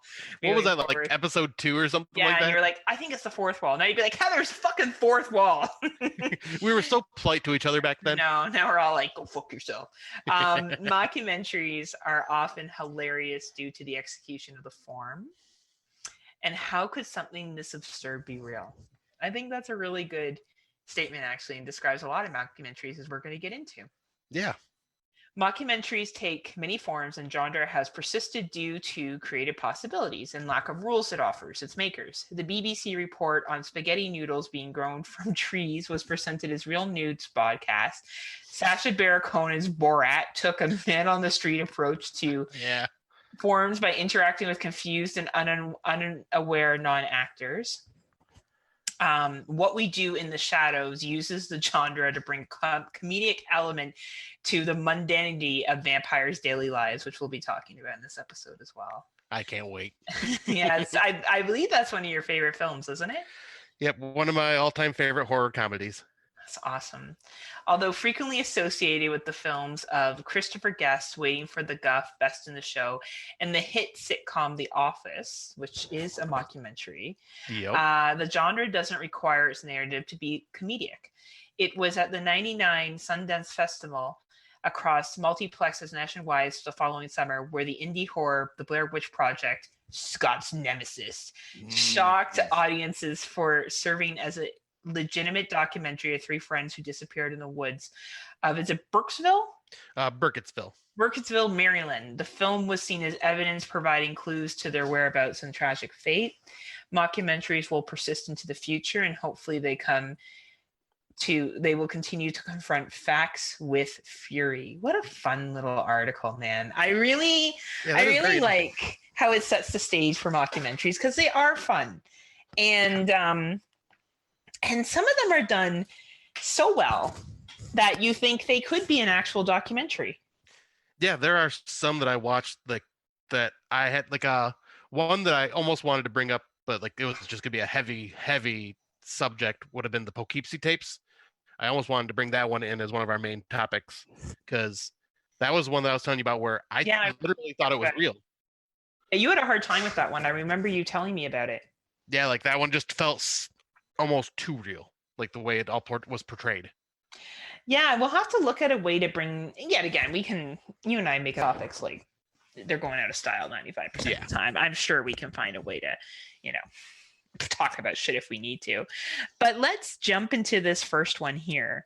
Lots of mixed opinions on this one, I believe.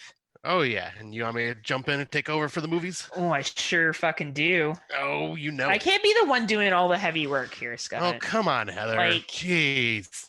You give and take in this relationship. I just want to take.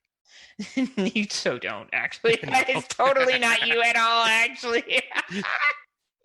I can pretend. You can pretend, absolutely. All right. So, yes, like Heather was alluding to, this one is very divided.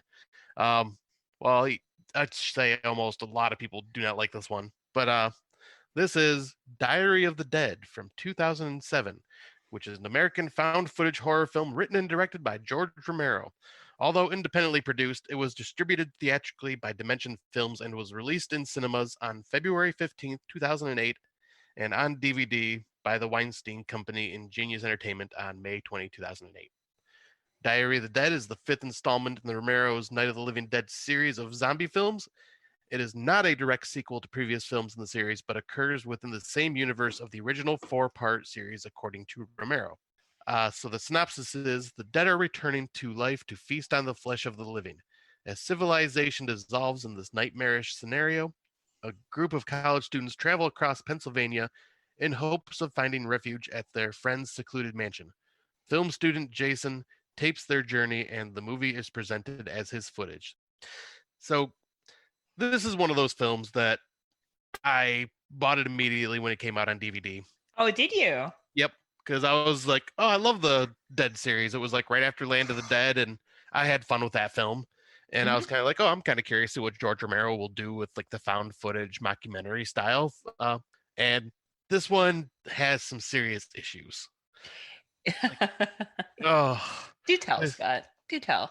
Well, one thing that I've always complained about in found footage is the excuse for why they are still filming. And the reason this guy, and this is brought up over and over. And it's so pretentious. Oh, it is. Oh my God, is it ever pretentious? The part that annoys me the most is his damn girlfriend. She narrates the whole thing because she's the one that ends up putting it all together, because of what happens to him. But she says constantly, if it's not on camera, then it isn't really happening, right? She says it so many times throughout the film, and his excuse is always just I need to film this to show the world. I need to film this. Who the fuck are you going to show? Internet's down. Everything else is down. Who's going to see this besides your friends making a home video? But then there is internet when they go to the army. So, okay, they're filming a horror movie. Shit starts to happen. They start getting the news coverage shit. They see it on their phones or whatever it is. Some people piece. They get creeped out. They get into a camper. They're driving. They run into those cop zombies at first.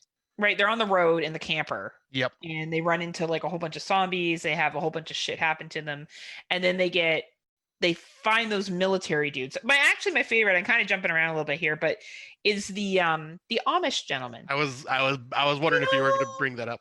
He was really sweet, and he was the only character I honestly felt bad for when he died. Yeah, like, and he was in it for 50 seconds. Yeah, I would say like, and you could. I just loved how he took care of like the zombies too. Like when he shows up and they're just like, oh, and he's pointing behind them and he just lights a stick of dynamite and just throws it at the zombies. Right? Like, I forgot that they took the person that's bitten. Who gets bitten? oh no, talking They about end the up at hospital. It was. Yeah. If she wasn't bitten, what happened was it was the girl that was driving the RV that runs over a bunch of the zombies when it first happens. Right. She's traumatized, thinking and like she shoots herself, right? Yeah, Yes, she shoots herself in the yes. head, thinking that she was just killing people. Yes. And, And then, right. Oh, and I was saying go the ahead. Romero zombie films, you don't have to be bitten to turn. You can just die and return. Yes. So they take her to the hospital. The hospital's all abandoned. They run into it. Kind of felt like a video game. Did you not Yes. feel like it was a video game when like the fucking nurse and the fucking doctor are like, Oh, it absolutely did. Which I'm gonna jump in and say this right now. Someone asked George Romero on his thoughts of the Dawn of the Dead remake, which came out in 2002, and he said it felt too much like a video game to me. And then he makes this movie. And I don't think he realized, because he probably figured those zombies were so quick. Yes. Right? That's why. And I think I don't hate this film. I'm going to make something very clear. I don't think it's a great documentary film. I think it hilarious that it's considered that when we looked it up online. Yeah. It's considered a mockumentary. It's because obviously the main character, is it Jason? Yep. Jason decides that he wants to keep filming even when they go to the gentleman that is Amish who dies, which is really sad. The fucking southern chick that fixes the car is a mechanic and like an all around like badass chick. And like what you say, don't mess with Texas. Yeah, she's she is endearing though. I gotta say, she is a little bit endearing. Yeah. I get when they run into the first set of army guys and the real ones that are part of the National Guard and stuff, and there's internet there. So somehow they refine internet there. And his argument to her is, he says to her when she's like, why do you keep filming everything? He said, because we can educate other people to how to kill them. Like, we can share this knowledge with that. I kind of bought into. I could buy into that now internet's all of a sudden working again, or is working here. Like, that's the shitty writing, right? Yeah. Is somehow cell towers are down, but somehow internet's continuing at this bunker. And they can let people know how to kill the dead that are coming back. I can kind of swallow that. I can kind of go, okay, that's a noble enough cause that you want to share this information with other people.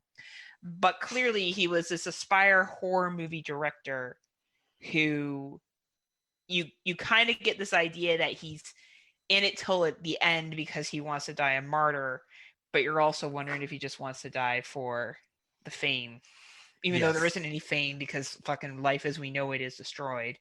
But yeah, it's a real fucking doozy of a convoluted documentary.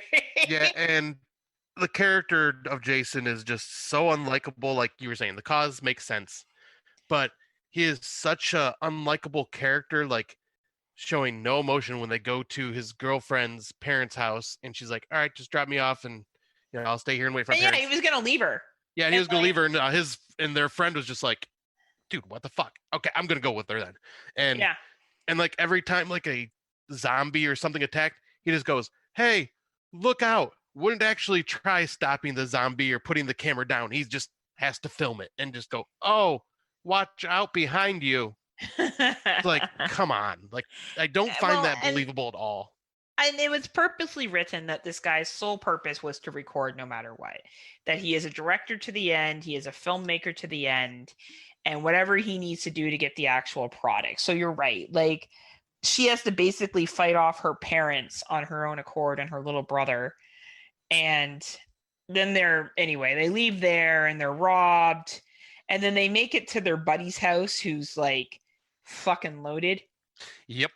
And He's acting all strange. And you go to the pool and you see everyone in the pool. Like, she refers to it as like a gold, like, what did she call it? A pond or something like that? Of, Yeah. like, all the zombies, and you're still not quite sure how they're sunken at the bottom, how he managed to make that happen. Like, I think now we're talking about more plot issues. I think if we look at the mockumentary, it's the idea that this guy is filming no matter what, and he's trying to capture people's real life experiences. So when he's interviewing them on the bus and he's asking where they're going and what they're getting them to share their stories, he's trying to convey that real emotion. When the girl from Texas is getting attacked by the zombie and he's not doing anything, he's just filming it, and then her shirt gets ripped open, and like there's that joke from earlier, like, you just want to see my boobs or whatever. Yes. Then it happens. I can kind of appreciate that. What the aim of the film was to say, no matter what, this person's going to keep recording, he believes it's in the betterment of society, or it's holding on that you think there's a society left.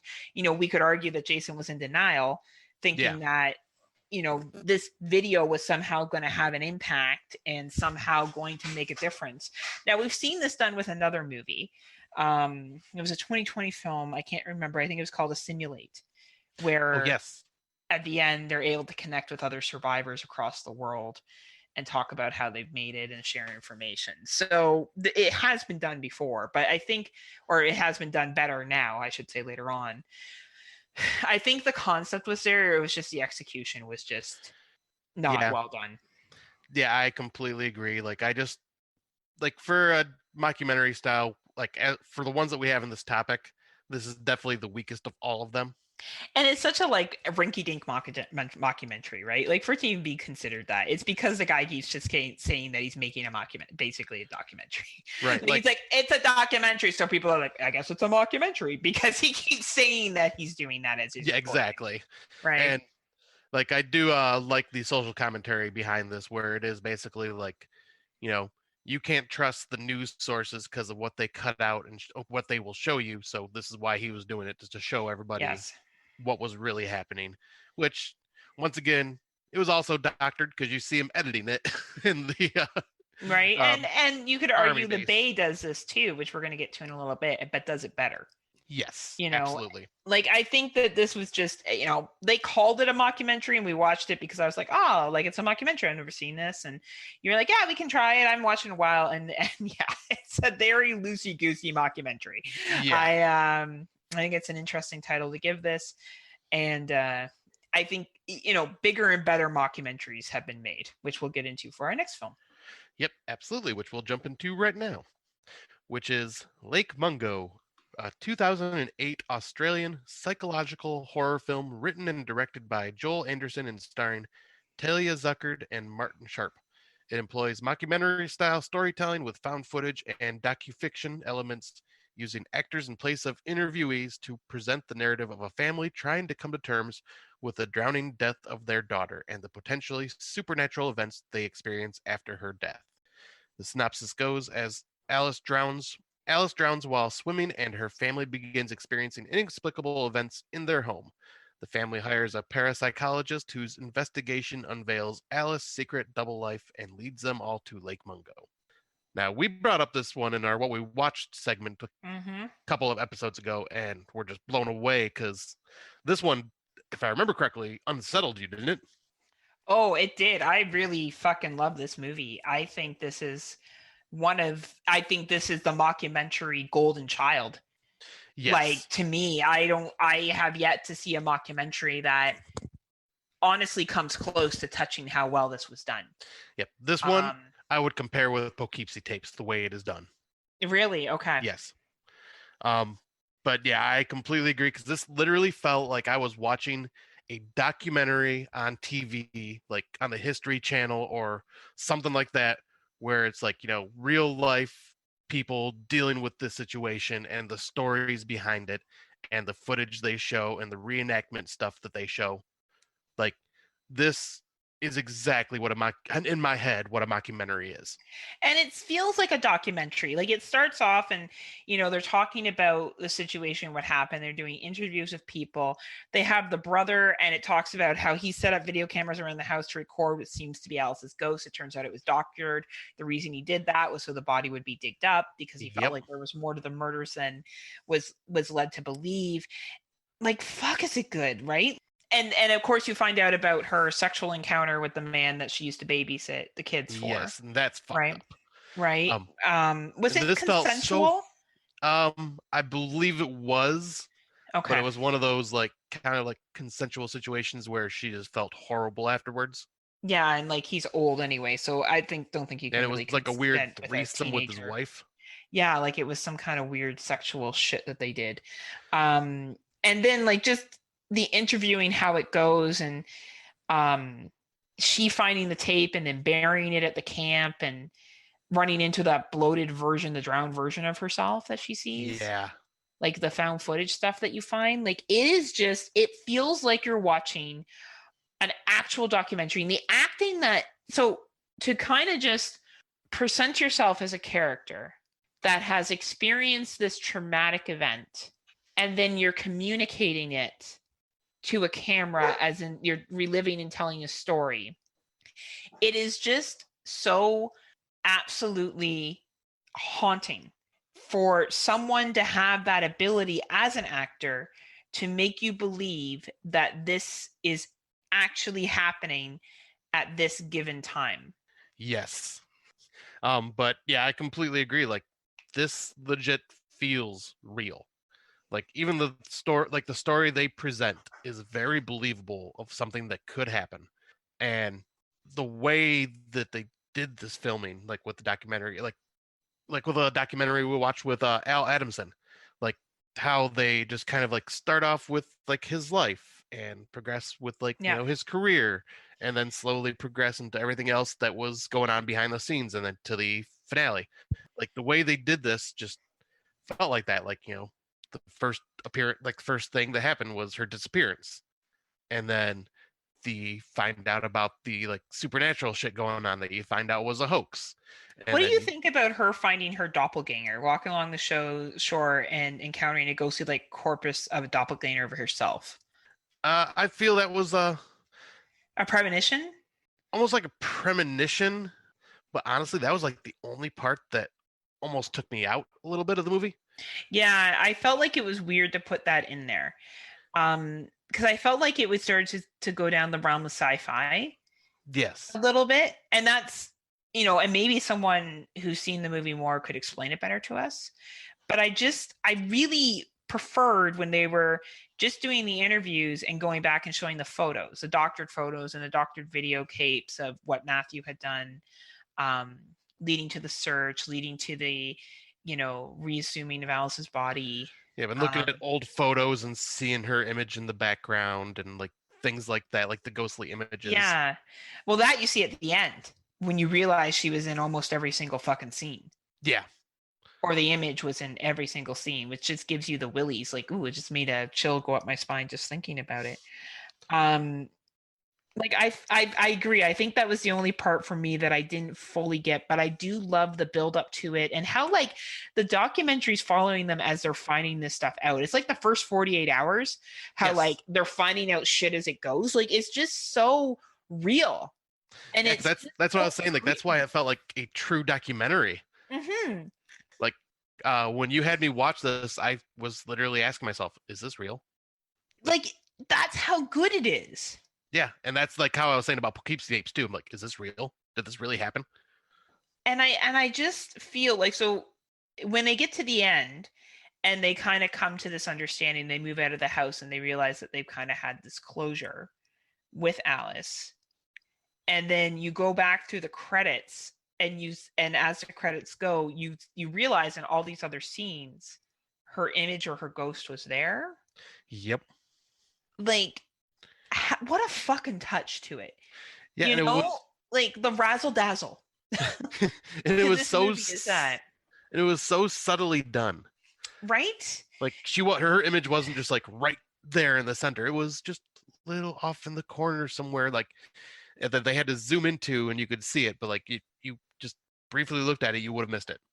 And the hiring of the the psychologist or the paranormal psychologist and the digging into it and the discussion of grief, which you could argue that this movie is a lot about discussion of grief and the process of grieving.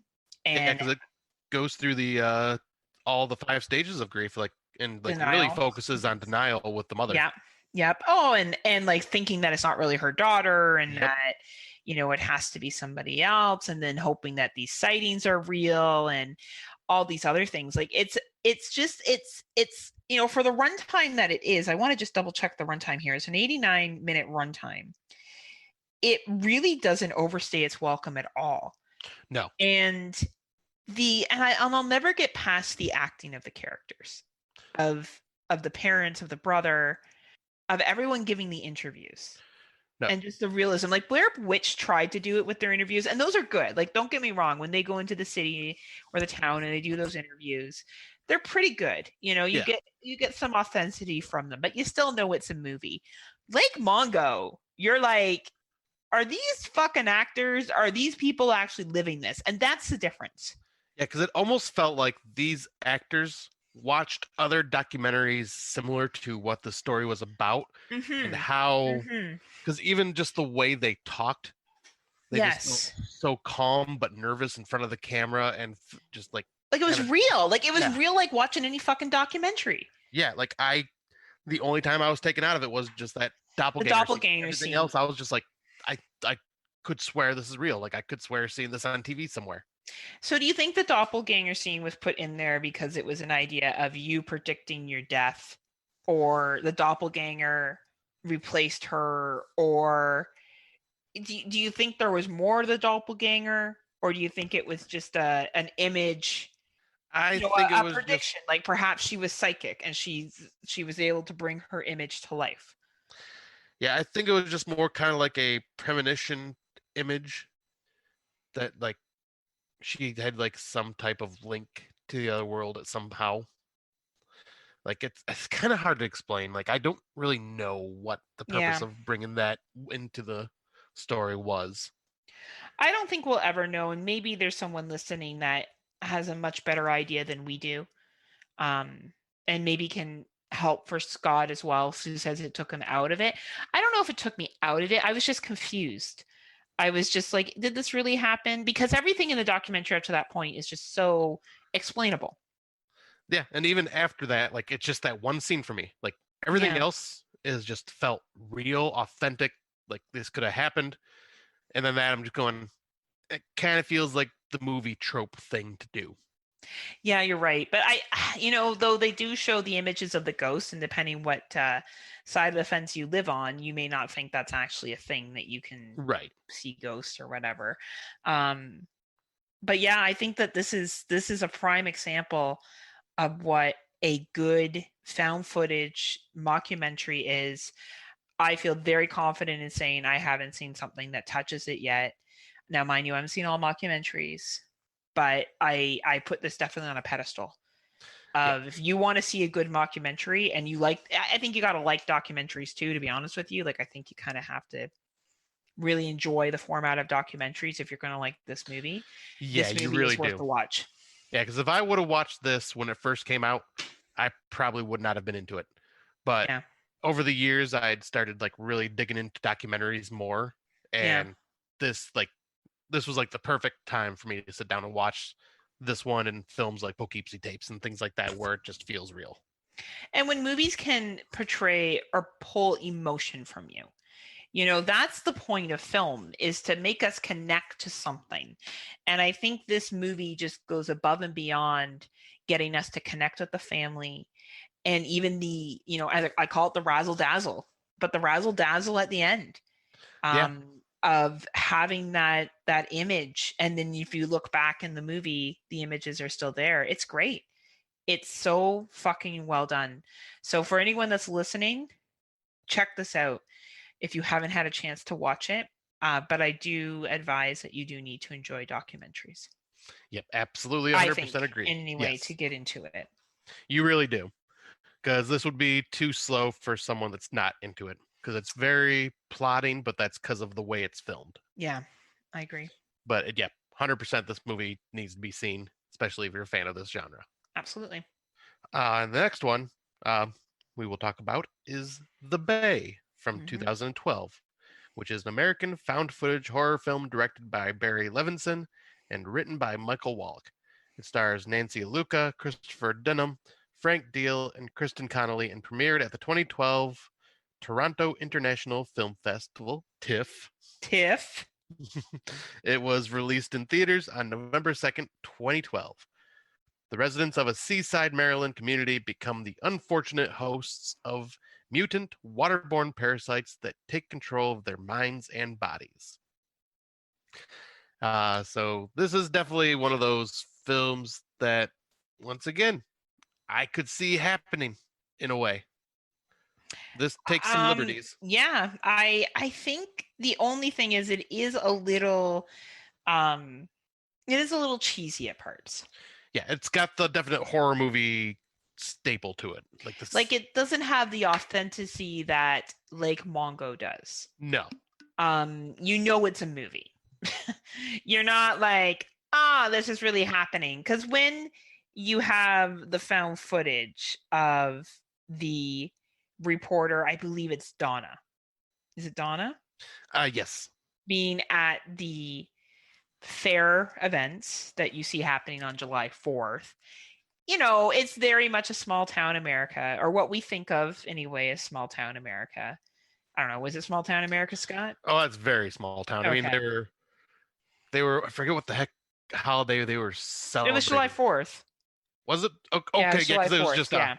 they just were going all out for it with like Uncle Sam parades and shit like that. Isn't that what happens? Like, I'm not being facetious. I'm actually asking you. At least not in the areas that I've been to. I've never been to a 4th of July party or parade or anything like that.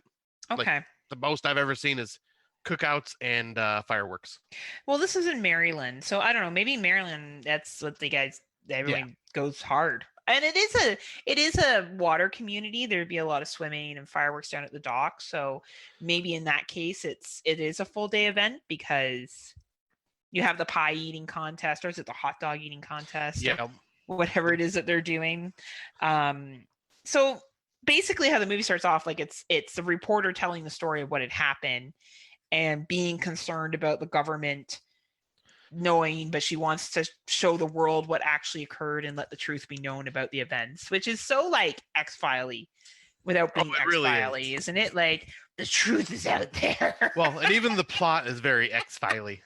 Right? Yeah, I like the whole like, vomit and collapse while they're eating crab. It's a crab eating contest. That's what it is. That's what it was. Okay. Right? And which makes sense with them being like from the fucking water.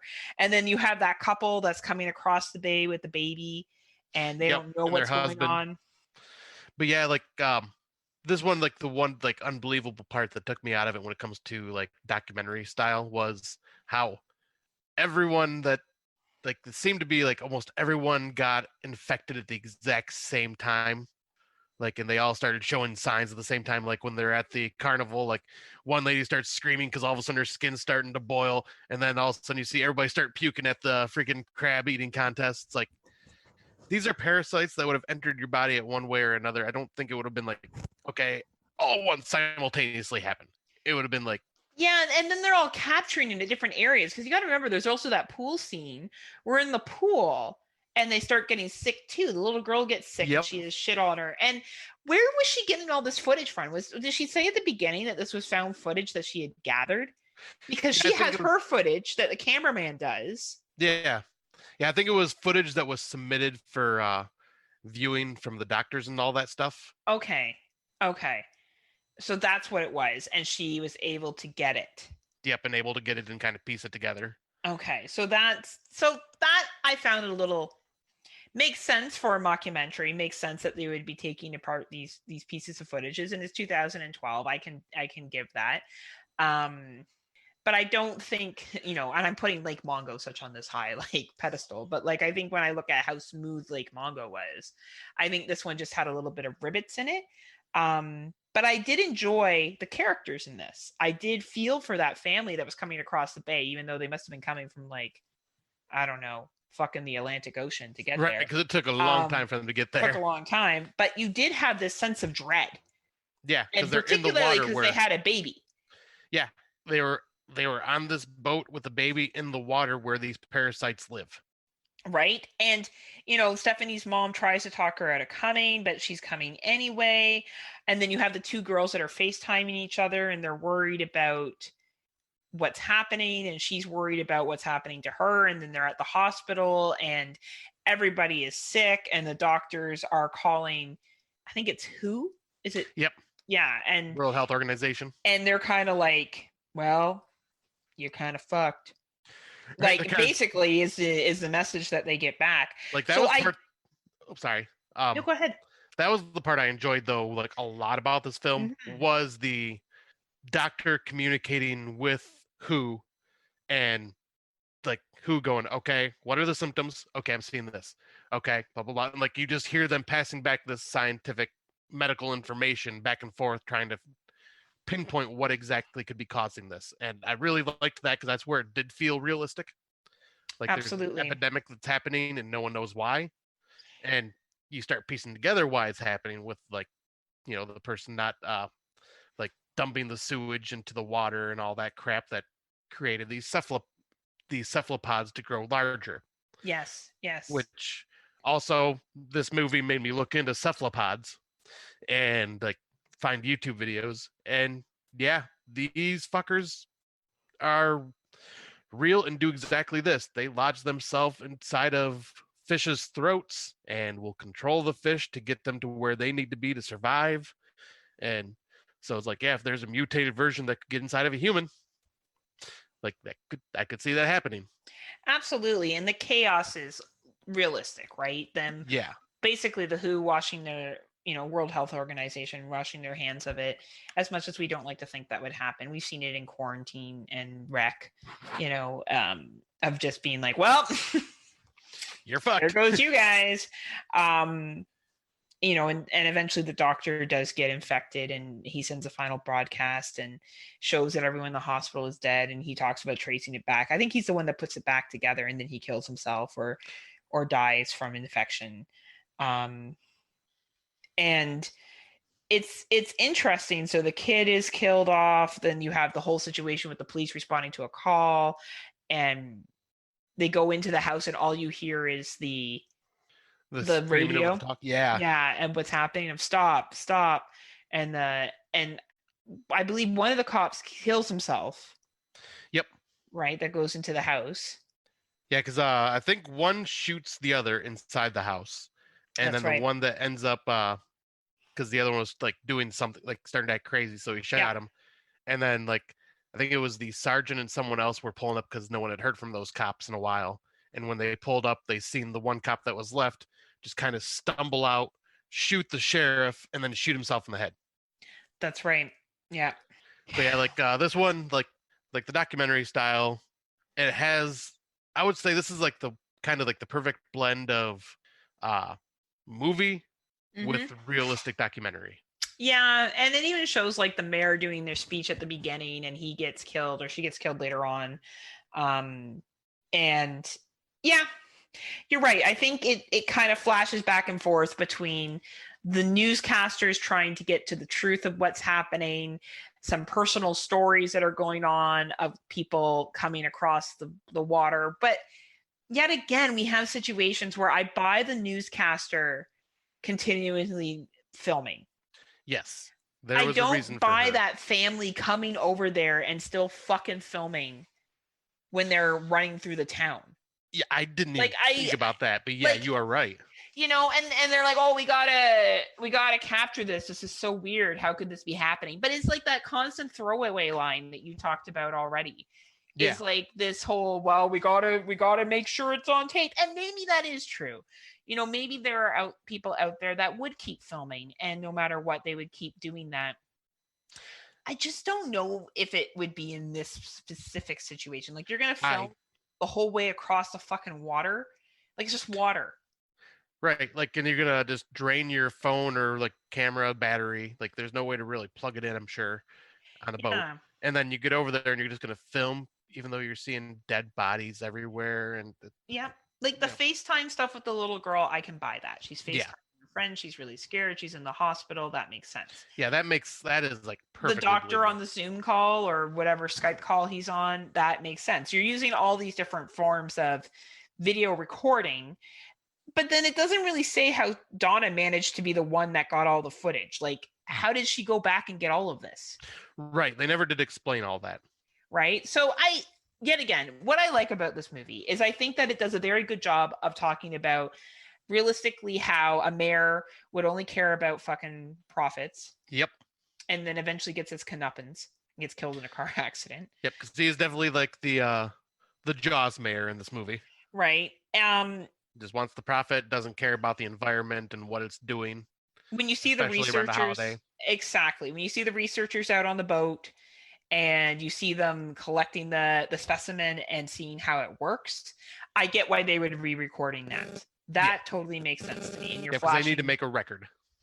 right? They need to make a record. They would want to share that information, and you're flashing through all these different videos, right? So the footage has all come together to basically tell a story of what happened. I don't believe that Donna had the skill set to do all that. That's the only part that loses it for me. Right. And that's where it becomes a mockumentary, right? Is that she's created all this information and now it's flowing to tell a story. Yep, and she even brings up how she was an amateur newscaster, like that was like one of her first days. Right, which kind of it's a good movie, very accurate to what would happen if there was an outbreak. Yep. Like to a T. I think that there is no argument of that. Is it the best mockumentary out there? I think it's better than Diary of the Dead. Oh, definitely. Right? About 1,000 times better. I think that there's certain parts of it that really make sense on how it's filmed. I think the presentation is decent enough, but I do think the acting in it is painful at times. And I don't know if it's as smooth as something, and this could be because I'm just going back to Lake Mongo, but I don't know if it's as smooth as a mockumentary as it could be. It feels like it's just found footage. I don't know why it's fine in this mockumentary doc. No, it is literally you're right. It is literally found footage with some documentary style pieces mixed in.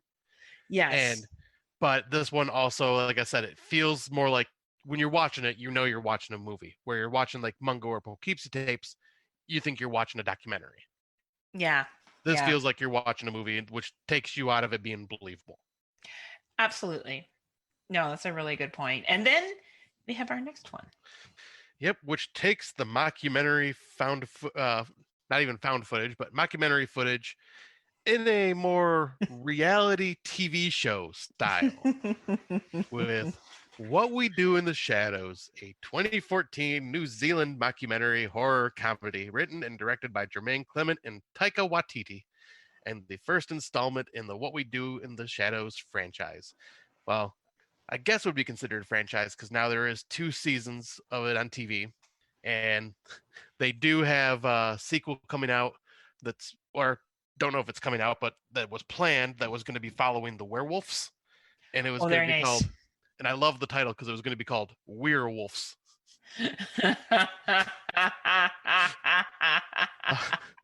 So I just but we'll get into this movie because it's just great. But the film also stars Jermaine Clement and Taika Waititi as Jermaine Clement is Vladislav, Taika Waititi is Viago, and along with Jonathan Brew, Ben Francham, Corey Gonzalez McClure, Stu Rutherford, and Jackie Van Beek. The film's plot concerns several vampires who live together in a flat in Wellington. It premiered at the Sundance Film Festival in January 2014 and was released theatrically on 18th of August 2014 by Madman Entertainment and received critical acclaim. The film earned $6.29 million on a $1.6 million budget. Pretty freaking impressive. Yeah, I'm going to let you talk about this one first.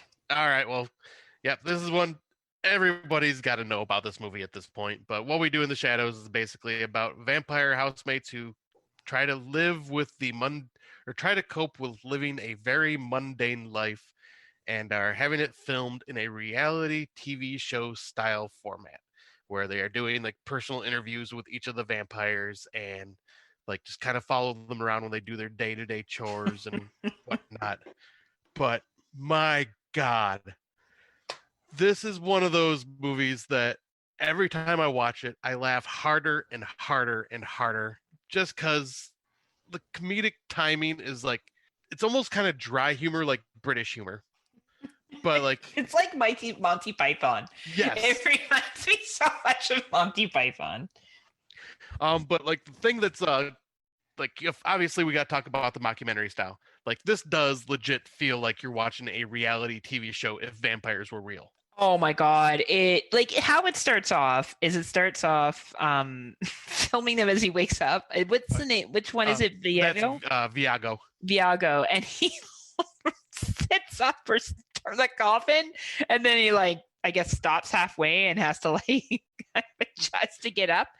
And you see him awkwardly looking at the camera and looking away and talking about starting his day. Like it totally sets the stage. And at the beginning they say, you know, that the vampires gave these reporters or these recorders safety or like promises of not harming them, and they were equipped with, you know, basically like crosses or whatever it was, holy water if needed. Yep, keep them safe. To keep them safe. And you know, they're filming them and they're kind of introducing and he's like walking around and kind of introducing him to the other vampires, and he goes to Vladis. Is it was it are you thinking Diego in the closet or Vladislav in the room? Vladislav's in the room with all the women. Yeah, upside down. Right? And he like opens it and like and he's like, what time is it? Like it's just really, really funny. Or before that, when he goes and he peeks out the window, he's like, this is the scariest part of a vampire. Oh, yeah. What time is it? All right, it is dark. Like it's just so well done. And I just love who's the 8,000-year-old vampire now? Oh, Peter. Peter. Is Peter coming to the meeting? Peter is 8,000 years old. Peter will not be coming to the meeting. Oh yeah, and I love that how he's just waking him up like, all right, we need to have a house meeting. I know. And he's very much like they write in Wikipedia that he's a dandy from like 300, and you know what dandy means, right? So yeah. Like, you know, it's just a really funny way that it's filmed. And like, so they're doing the big intro, they go back and forth between showing them at the table talking about the chores, who did the dishes last, and then going to the interviews with them talking about that. And then the one interview with, I'm going to call him Vlad, but when he was like, you know, I used to torture people and stuff. I was in a really dark place and I didn't like myself. And I was like, it's just, and it gets into these like emotional conversations, and they go back to talk about how they became vampires, the story behind them, what they were doing when it happened. Like the whole story of Peter biting Diego. Like it's so funny, and they're kind of like sitting there awkwardly on the chair having the conversation, and they talk about how they're not able to see each other in the mirror. Which, speaking of the mirror, though, that is one thing I do got to bring up. Okay, for this being a mockumentary, would they have actually been able to be filmed? I thought that too. Like that's the only thing when it comes to this. It's like, I mean, obviously it's a comedy, so it's not going to. But a mirror would be reflection. A film is like seeing something through a lens. True. Right. So I don't know if that would be, you know what, you're not supposed to think that deep about what we do in the shadows. Right. But like, it's a valid point that you're making. But I really enjoy the filming going back and forth between these interviews. And it's always about, they're talking about what's happening, right? So if something happens in the home that's of interest, they go back and they talk about it. And like when they bring those people home, and the one guy is a deacon that eventually becomes no, Nick. Yeah, it's Nick. Deacon is the one that like is constantly fighting with Nick afterwards. Right. Deacon's the other one. So then Nick becomes like, they bring Nick and that chick and they give them the like spaghetti bolognese. Would you like some biscotti? We're just gonna make jokes and quote this movie the entire time. It's so funny. I can't help it. Like, I mean, because like you even get like the fun interviews with like the familiar, Jackie.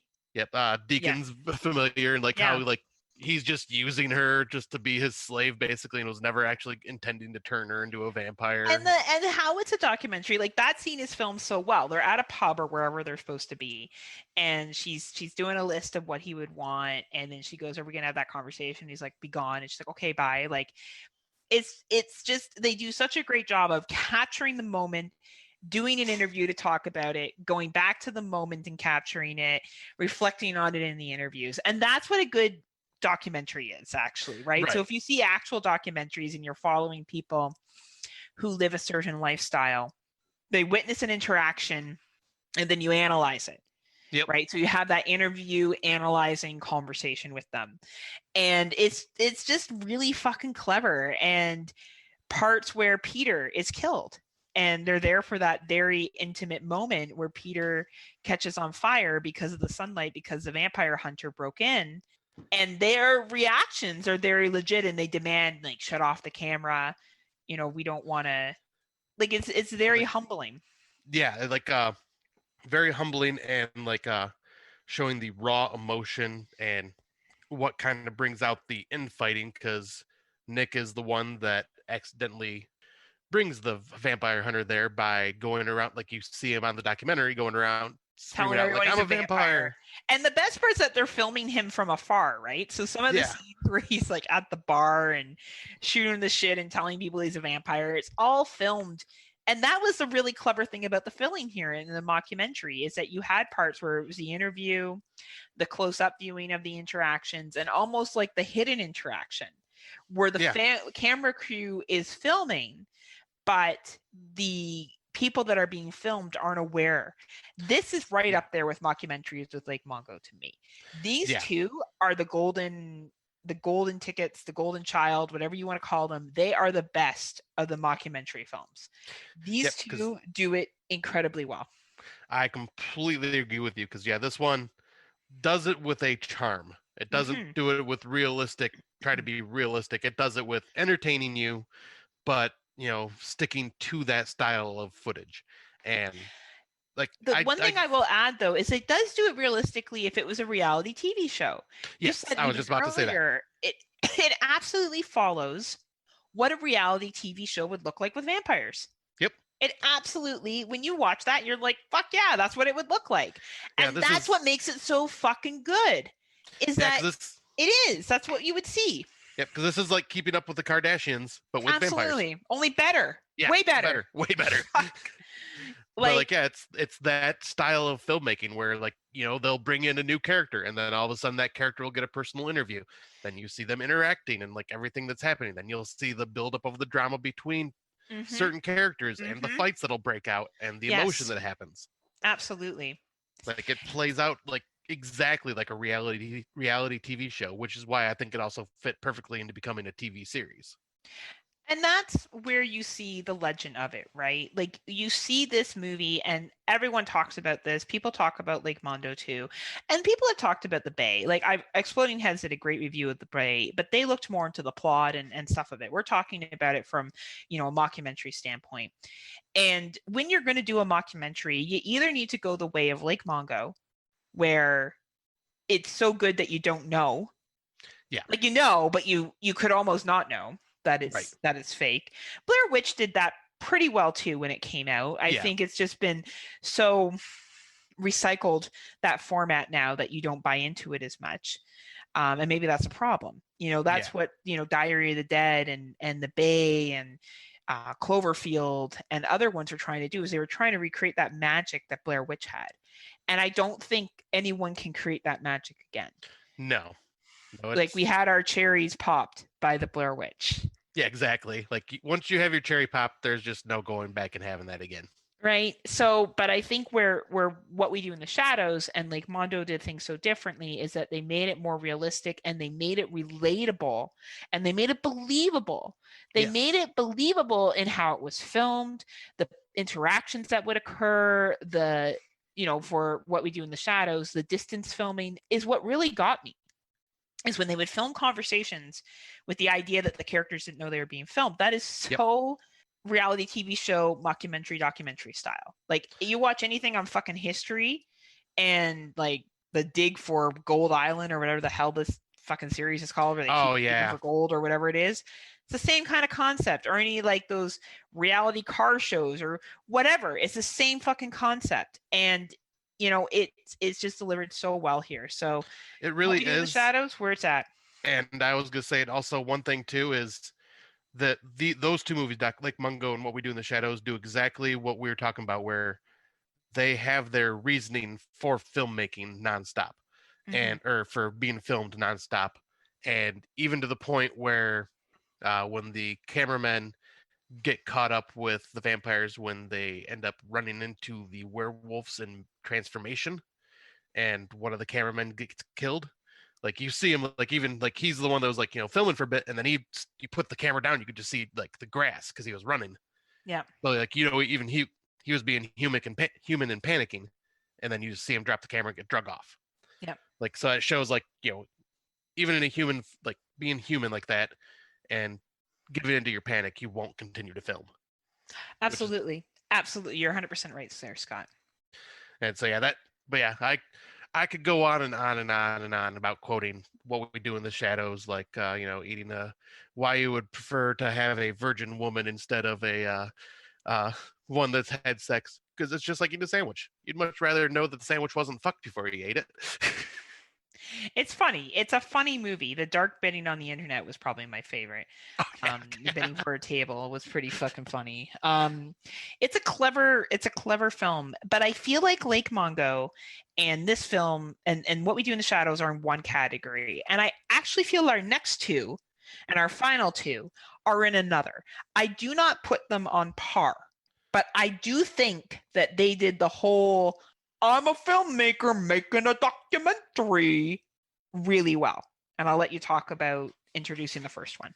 Yes, because this one coming up, I will say it's done so realistically in a lot of ways that in fact it was real for about 60% of the film, because it got turned into a real documentary. Some of this footage got used in a real documentary, which I'll get to. But the movie we're talking about is The Houses That October Built, a 2014 American found footage horror film and the directorial debut of Bobby Rowe. It was produced by Zach Andrews and Steven Schneider. Rowe and Andrews both star in the film alongside Brandy Schaefer, Mikey Rowe, and Jeff Larson. The film's plot follows 5 friends who set out on a road trip in search of haunted house attractions, and find themselves targeted by a mysterious and disturbed group called the Blue Skeleton. Filming for The House October Built partially took place at several haunted house attractions, which Rowe would later include in a list of America's scariest haunted houses that he released as marketing material for the film. The film was given a limited theatrical release on October 10th, 2014, and was released to home video on January 6th, 2015, which I remember seeing that, the America's scariest haunted houses. So that was actual real footage. That's kind of where I was bringing that up. I thought that was really cool. I didn't know that. That's where they actually used it. Okay, cool. Yeah. And so sorry, go ahead.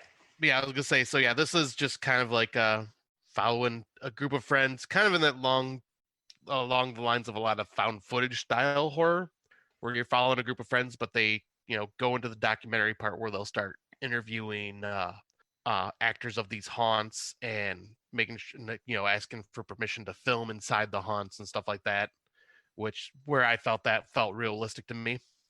I would agree with you. And I think even the setup to this felt more realistic. They have them all getting ready to go. They're talking about doing these haunts, whether they're nervous about it or not. They're traveling in an RV as well. Yeah.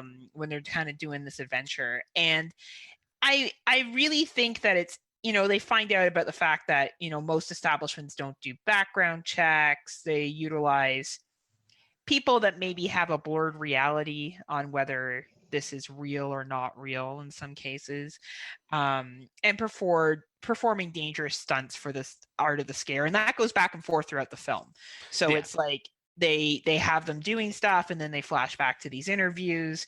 They go to a bunch of well-known haunts, which you say are, actual haunts that they go to, and they have some creepy shit happen to them. Some people really try to scare them. There's one guy that gets chased in a bunny fucking costume with an axe, and some other shit like that. But I think what is really interesting is not just the Blue Skeleton crew stalking them and showing up at their RV and staring at them and doing all that fucking weird shit, is when they go to the bar and they get confronted for filming in the house without permission. Oh yeah, because I was at the bar and like where some of the patrons grab the camera and go and corner Brandy. Yeah, in the bathroom. And there had been all this issue. And I think what that situation really did was it really captured the concerns when you're making a documentary such as this and the privacy, right? Yeah. Like they had places where they went where they were told not to film and they still filmed. Mhm. And here they were in the situation with a bunch of locals and people have been drinking and you have people starting to act real tough and trying to intimidate.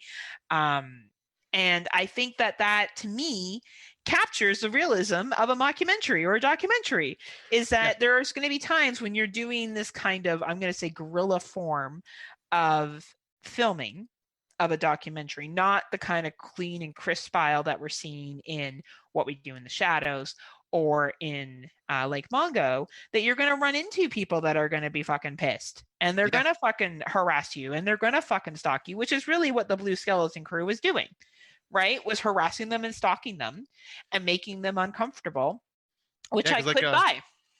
Yeah, and like there's even a scene before the bar where they were at a haunted attraction and they were told not to film, and then they turn the camera on when they're inside. Well, that's why the people at the bar pursued them, because that was from that attraction. Okay, because I was gonna say, they were connected. That's why. Okay, yeah, because I was gonna say, because that clown confronted them outside that and was pissed off, like, and trying to fight them.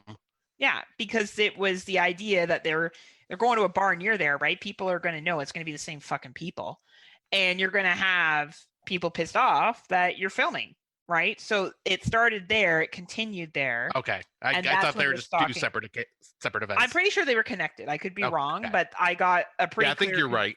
Connection that they were connected, because that's how they knew about the filming and was like, what the fucking deal is with the camera, you know, why are you doing this? And it was a small town. Like these haunts were in fuck nowhere. They weren't in like New York City.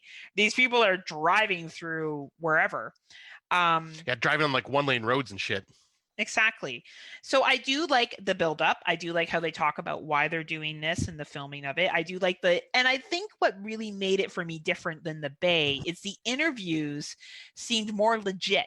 When they're interviewing actors and they're like, yeah, they don't do any criminal reference checks. And yeah, like I've done this and that. Like you actually think they're talking to people from haunted houses, and they could have been. Like there was footage there where you're like, this could be someone from an actual haunt. And I could believe that they don't do criminal reference checks. I don't think that, and I'm pretty sure that doesn't happen here up in Ontario either. I'm pretty sure these farmyard haunts just hire whoever. Now, do I think you're going to have your average psychopath running around that's going to go and fucking slice and dice people? No, fucking of course not. I think most people get criminal charges for drinking and driving, urinating. Right. Like shit like that I'm not, or maybe they robbed somebody when they were fucking 15. Like that to me isn't something that I'm going to be overly concerned about going through a haunt. But yeah, I completely agree. It's a seed of doubt. That's what that does, right? Yeah, because like this one, like it feels like a believable, like you're saying, guerrilla style documentary filmmaking, because they are taking risks when they're filming. And it's one camera. It's not like, oh, look at all this footage that I magically got together and put into one film. Right. I did these interviews and I've cut it and edited off of the same footage. I've interviewed these people, these actors from these haunts, or these people going to these haunts. And I'm filming my experience with being confronted at the bar, or being, you know, confronted by the Blue Skeleton crew, or going into this haunt, or our experience afterwards talking on the bus.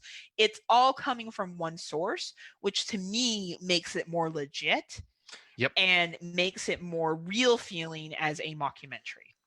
Yep. And another part that makes it feel real too is the fact that the director is also in front of the camera as one of the characters. Because if you're a director of a documentary, more than likely you are going to be the one in front of the camera. Absolutely. I think you're 100% right. That's a really good point, Scott. And so yeah, I just think like they did a lot in this one that made it feel like it's just a bit different than Lake Mungo and What We Do in the Shadows style. It's more the guerrilla style, which is, you know, something that a lot of the found footage genre does try to do more than the others. Yes. But this one, I think, since they did real footage at haunted attractions, makes this more realistic. And the flash and coming from one media source, coming from one camera source, how it's edited. Like, I can buy that you're editing it yourself, because in the sequel, obviously we find out that they weren't really killed and buried. Like, anyone that would think that at the end of that movie, like, it's obviously a fucking ploy. It's Extreme Haunted Houses. But Yeah. anyway, it's not up there on the level of What We Do in the Shadows or Lake Mungo. But if we look at what Diary of the Dead was trying to do and what The Bay, in my opinion, was trying to do, the houses that October built just did it better. Yep. They made it more clear. They made it more concise. They made it a path so it flowed into each other. And I recommend watching this if you want to see guerrilla style mockumentary. It's well done. And if you also like haunted houses and haunts and shit, it's even better, because it's a lot of fun around the Halloween season. But Yeah. that is it being done well and how it should be done. Yep. 100% agree. Like, this one feels truly authentic. And we got one more. All right. So, we always talk, but I'm just going to give it again. We're going to spoil movies. And this one is a 2020 film, so just be warned. But we are talking about M.O.M., Mother of Monsters. It's a 2020 mockumentary about a distraught mother who suspects that her teenage son is plotting a school shooting. But when he slips through the cracks of the system, she is forced to take matters into her own hands.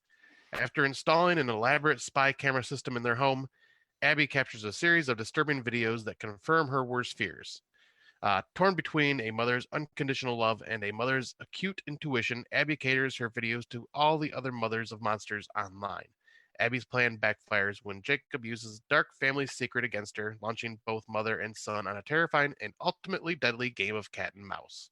So this one I would say feels very uncomfortably real. Mm-hmm. Because this one, like, this is one of those, like, when we watched this originally, we were wondering, like, okay, is it the mother that's crazy? Is it the son that's crazy? What is going on? Why is all this happening? Because the mother literally has been filming her son since he was a toddler, and saving these as video files on her computer, documenting every little last thing, like, to the point Looking that for problems. yeah, she is, like, constantly looking and bringing up, like, things in her head that would be issues, and being so paranoid that you can tell that it is rubbing off on her son. And, like, her son obviously is just 16-year-old asshole. Yeah. Like, he's one of those asshole kids that he's a problem child. He's gonna start fights, get in trouble at school all the time, do some malicious shit, and part of that is due to the way he's been raised. I would say mother nurture versus nature on this. Yeah, I agree with you, Scott. I think from a mockumentary standpoint, I think actually, first of all, you've done a great job of synopsising what happens in this movie. Like, it's exactly what goes down. This is a little different than the houses that October built. I feel like the houses that October built still had a professional view to it. The person had a goal of creating that mockumentary. What their outcome was clear. I feel for this mother, she's keeping this information very methodically. Yeah.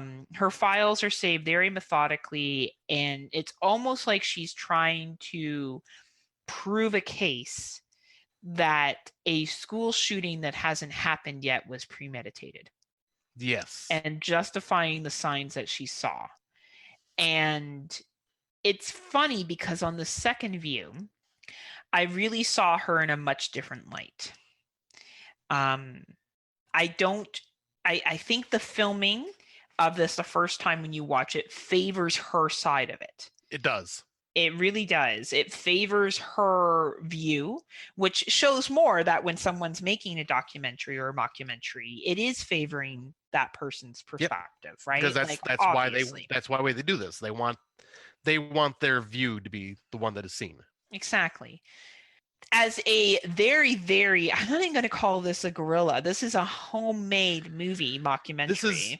This is an invasion of privacy. Like, yes. This is something that, as a viewer, we should not be seeing.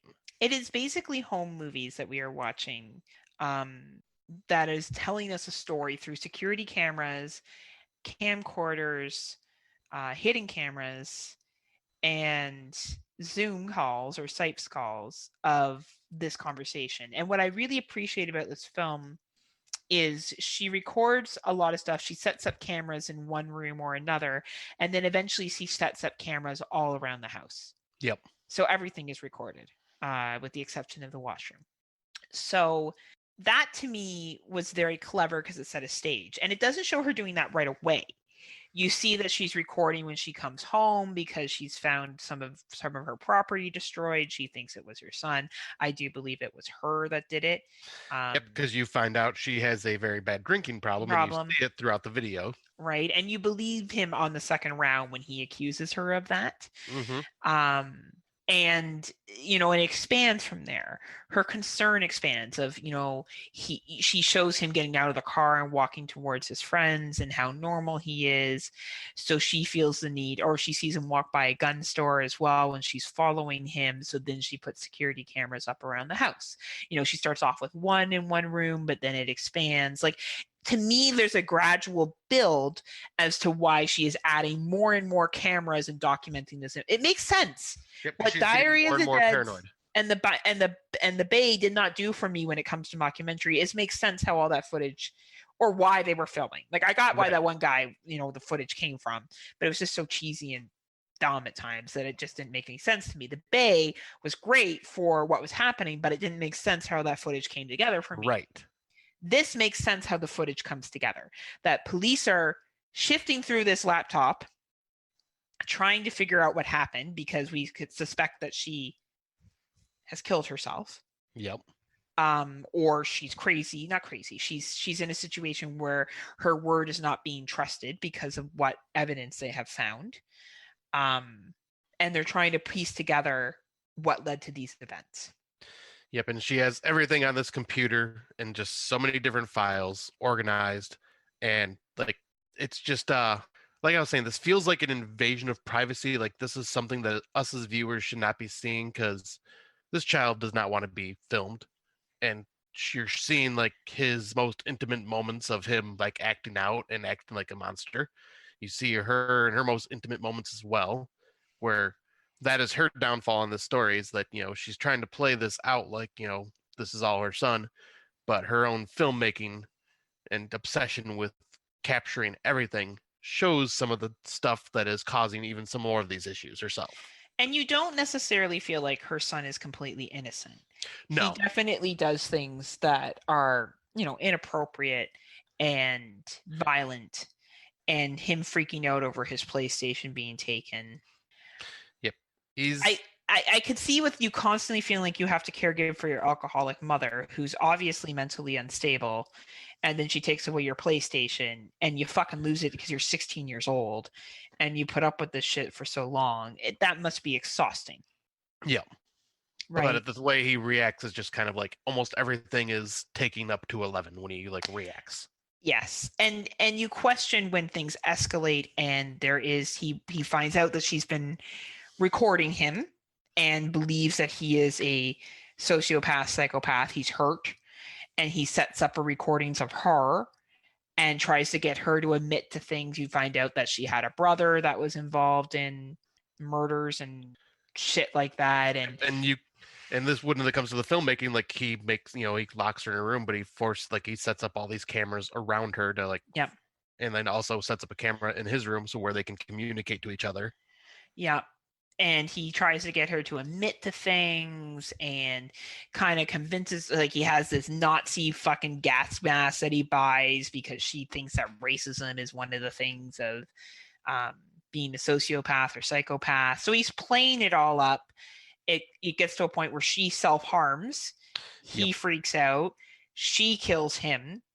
And he says a line that's really interesting. And I'm not going to say it, but I'm going to say, if you watch this movie, listen to what he's saying when she's stabbing him.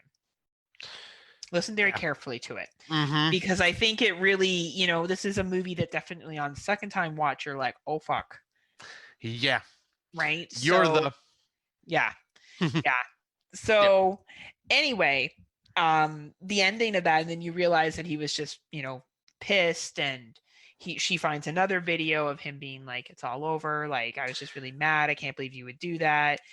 basically that he put on this production, which he's learned from her. Yeah. And there could be some mental illness here that's not being treated as well. And Yep. Well, sorry, go ahead. there's even that like, I'm going to kind of go back a little bit, but there's that, intimate conversation that she ends up having with her old psychologist. Yes. Or therapist, she ends up sending him a bunch of the videos of her son, and like, he doesn't see anything wrong, and then he even goes to bring up, like, when you and your brother were here, like, you did stuff like this too. And instantly, as soon as she heard that, she like hung up on him. Like, she didn't want to hear that because she didn't want it to be focused on her. Exactly. Like, and it starts to show like the unraveling of, like, okay, who's really telling the truthful story here? It's exactly what it is here. Sorry, and I don't understand. I really do feel like this kind of walked the line of what can happen when mental illness is not identified. And, possibly her son could have had some struggles. Some of it, I think I agree with you, was mostly nurture of the environment. But when we look at a mockumentary standpoint, everything is filmed from, her perspective at first, switched over, and the reactions to the camera when people do realize when they're being filmed, when they don't realize that they're being filmed, is so legit. Yes. And that's what makes this a very good, home video mockumentary style, because everything moves so smoothly and everything makes sense. And the moving around and clicking on the videos, like, it was a well put together film. And this is, if you want to do a mockumentary, we've talked about a couple of different examples today. Mother of Monsters is one to look at. The Houses That October Built is another one. What We Do in the Shadows, and then finally Lake Mongo, are ones that you want to look at if you're looking at putting together a mockumentary style film. And you want to choose one of those styles and do it well. Yep, because I was going to say, because each one represents a different style of documentary. Absolutely. And like, this was this is one of those surprise ones from 2020 that I did not expect, like, when we watched it originally. And I've been touting this film over and over again since then, and rewatching it just brings that point up again, that this is something that needs to be seen and has rewatchability for the fact that there's things you pick up on a second watch. Absolutely. Not all movies are like that either. No. But yeah, that is the end of our found footage topic of the mockumentaries. We have went through found footage in general, social media found footage, and now the mockumentary. So this has been a fun one, but I figured for our Out of the Dark segment, I would bring up a question for Heather and I to discuss, and that is, what are our thoughts on the found footage genre as a whole?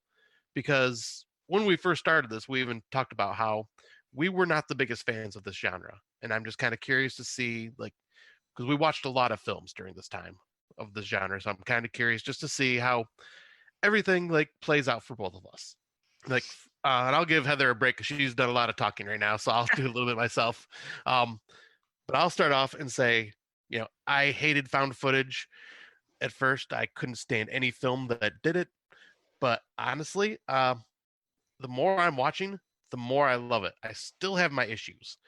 Issues with the whole you need to find an excuse for why you are filming.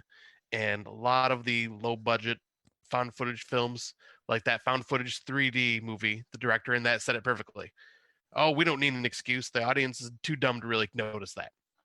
That is how I feel a lot of, like, the fast, easy to make found footage films still are. But the ones that are out there that are worth your while are just absolutely incredible and have such an impact. And I'm going to say, like, it has moved up pretty high on my list of one of my favorite genres. Awesome. I've always been a fan of the social media and found footage. I always liked Unfriended. I've liked is it Friend Request? Yep. I like Friend Request as well. I enjoy the app ones that aren't as much found footage. And I know that Friend Request isn't really found footage either. I just like social media shit. I guess it's where that's coming from. So of course I liked #follow me when that came out. And I enjoyed Dead Con as well. Yeah. I think what changed for me really throughout this entire discussion was my appreciation for films like The Blair Witch Project. I think if there's any film that I went from not being able to physically finish and disliking so much to really having a lot of respect for the film and liking it more than I had in the past and really understanding its place in found footage history, that to me was the biggest transition throughout this. I never thought I would ever say that about the Blair Witch Project, but I do believe it. Watching Lake Mongo was another film that stays with you. It haunts you long after it is done, and to me, that's powerful. And I also kind of learned about what I didn't like about found footage. I don't like the real cutting together of film that they just, there's no real reason why. I just somehow got this film and cut it all together. The Right. righteousness of a director who wanted to keep filming no matter what. That stuff I find dumb. And that's what disengages me. So I think now I've learned how to just pick my found footage better. Yeah. Pick the found footage that works for you. Yep, exactly. Like because you pretty much hit it on the head with the way, like, what I don't like. I also, the ones, like, I really loved this movie before, but now after watching like mockumentaries and talking about the ones that we did, it has fallen from its grace, and that saddens me. But it's Adam Green's Digging Up Tomorrow, because that is a mockumentary, but like I enjoy that. I can still enjoy it as a movie, but I will never be able to enjoy it as a mockumentary style, because what he ended up doing in that was the biggest faux pas of found footage, and that is putting people in a film that are highly recognizable and having them not play themselves. Because he had Ray Wise as this crazy hermit that believed in these monsters, but he was not Ray Wise. He was someone else. But Yeah, I get what you're saying. Ray Wise, so it just completely takes you out of it. Like before, I never cared, but now that I look at him like and see what real mockumentaries are like, you should have just had someone unfamiliar play that character. Well, I realize we never talked about the rise of Leslie Vernon as well, which is technically found footage, but it switches halfway. Well, Yeah, in the switches third over act, to a right? regular movie. So we didn't use that one, but I think if we look up to the third act of that movie, that's another example of a well done mockumentary. Yes. But I agree with you. I've never seen Digging Up the Marrow, but I probably have the same issue that you do, right? Because it's like that's one thing I've learned about found footage is you need people that are either unrecognizable, or if they are recognizable, have them playing themselves in the situation. Yeah. And I wonder if Cloverfield now, if that's taken a little bit away from, because you watch the movie and you're like, hey, TJ Miller. TJ Miller. At the time that came out, you have to kind of forgive that, right? Like at the time that came out, no one really knew who they were. So, and we actually enjoyed Cloverfield. We thought that was pretty good. So I think when you have something like Cloverfield with TJ Miller, we have to forgive that now watching it, we know who TJ Miller is, right? Like, at the time, we didn't know, right? So but even now, I don't think Cloverfield is that well done of a film comparably to other ones. I don't think it's bad. I think it's enjoyable. But it's definitely taught me more about the found footage, what I like, what I don't like. And, yet again, it's proved to me that Spanish films knock it out of the park like Wreck. Yeah, no kidding. So I'm glad we did this. I'm glad we pushed ourselves outside of our typical knowledge of films and really, really kind of broke it down into these three categories. It really helped. And I'd like to say a very special thank you to Christian Luciani from the Exploding Heads podcast. It was through Christian that we were able to see a lot of these films. So thank you very much. Yeah, thank you, Christian. I greatly appreciate that. But yeah, this has been an interesting journey altogether with this, because like I was saying, I used to avoid these movies like the plague, and finally just forcing myself to sit down. I watched so many, like I didn't even watch, like, not even just for our main topic or what we watch segment. There's like probably like 5 or 6 each episode that I just never talked about in our what we watched segment. But I watched at least 10 to 12 different films for each of these little mini subgenres. Well, and now that increases your knowledge, right? And I Yeah. think that's the important thing is that you learn how to defend films and you learn how to clarify and discuss what you like because you've exposed yourself to these different subgenres of, a main genre like found footage, much like what we did with the zombie movies, much like what we did with creature features. Right. You begin to take a genre and then you begin to break it down, and it allows you to expand your thoughts. So I think that's really important. I'm glad we were able to go on this journey. And we only have 2 more episodes left of this year. Yes. Oh boy, shall we get into what we're going to be doing? Sure, because it's my idea and it's a good one. So Scott and I will hopefully have a guest on for our Christmas episode because we're basic bitches and this is what we do.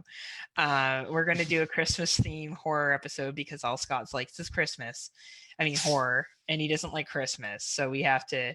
So she's really getting just talk about getting him in the Christmas. It's funny. I'm like totally on the fence. Like I like Christmas. I do. I like Christmas a lot. I wouldn't say I'm like a crazy horror person, like Halloween person, to be honest with you. Like I'm like. No.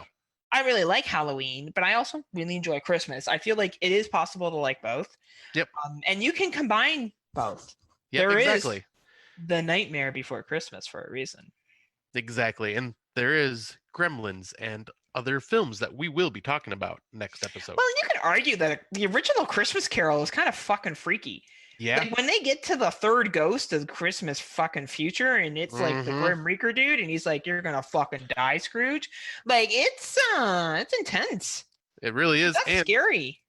I mean, like ghost stories were always told during Christmas time way back in the day too. So there's always been horror with ghosts. Or A Wonderful Life, he basically dies. He finds out what would happen if he was never born, and his brother drowns and shit. Like, obviously it's not hardcore horror, but like there's some darkness that comes with being grateful at Christmas time. So, Krampus, get your ass in here. We're gonna have some good times. And then for our end of the year show, I did not want to do a top 10. And let me explain as to why I did not want to do a top 10. I think a lot of people do top 10s, and I don't think there's anything wrong with that.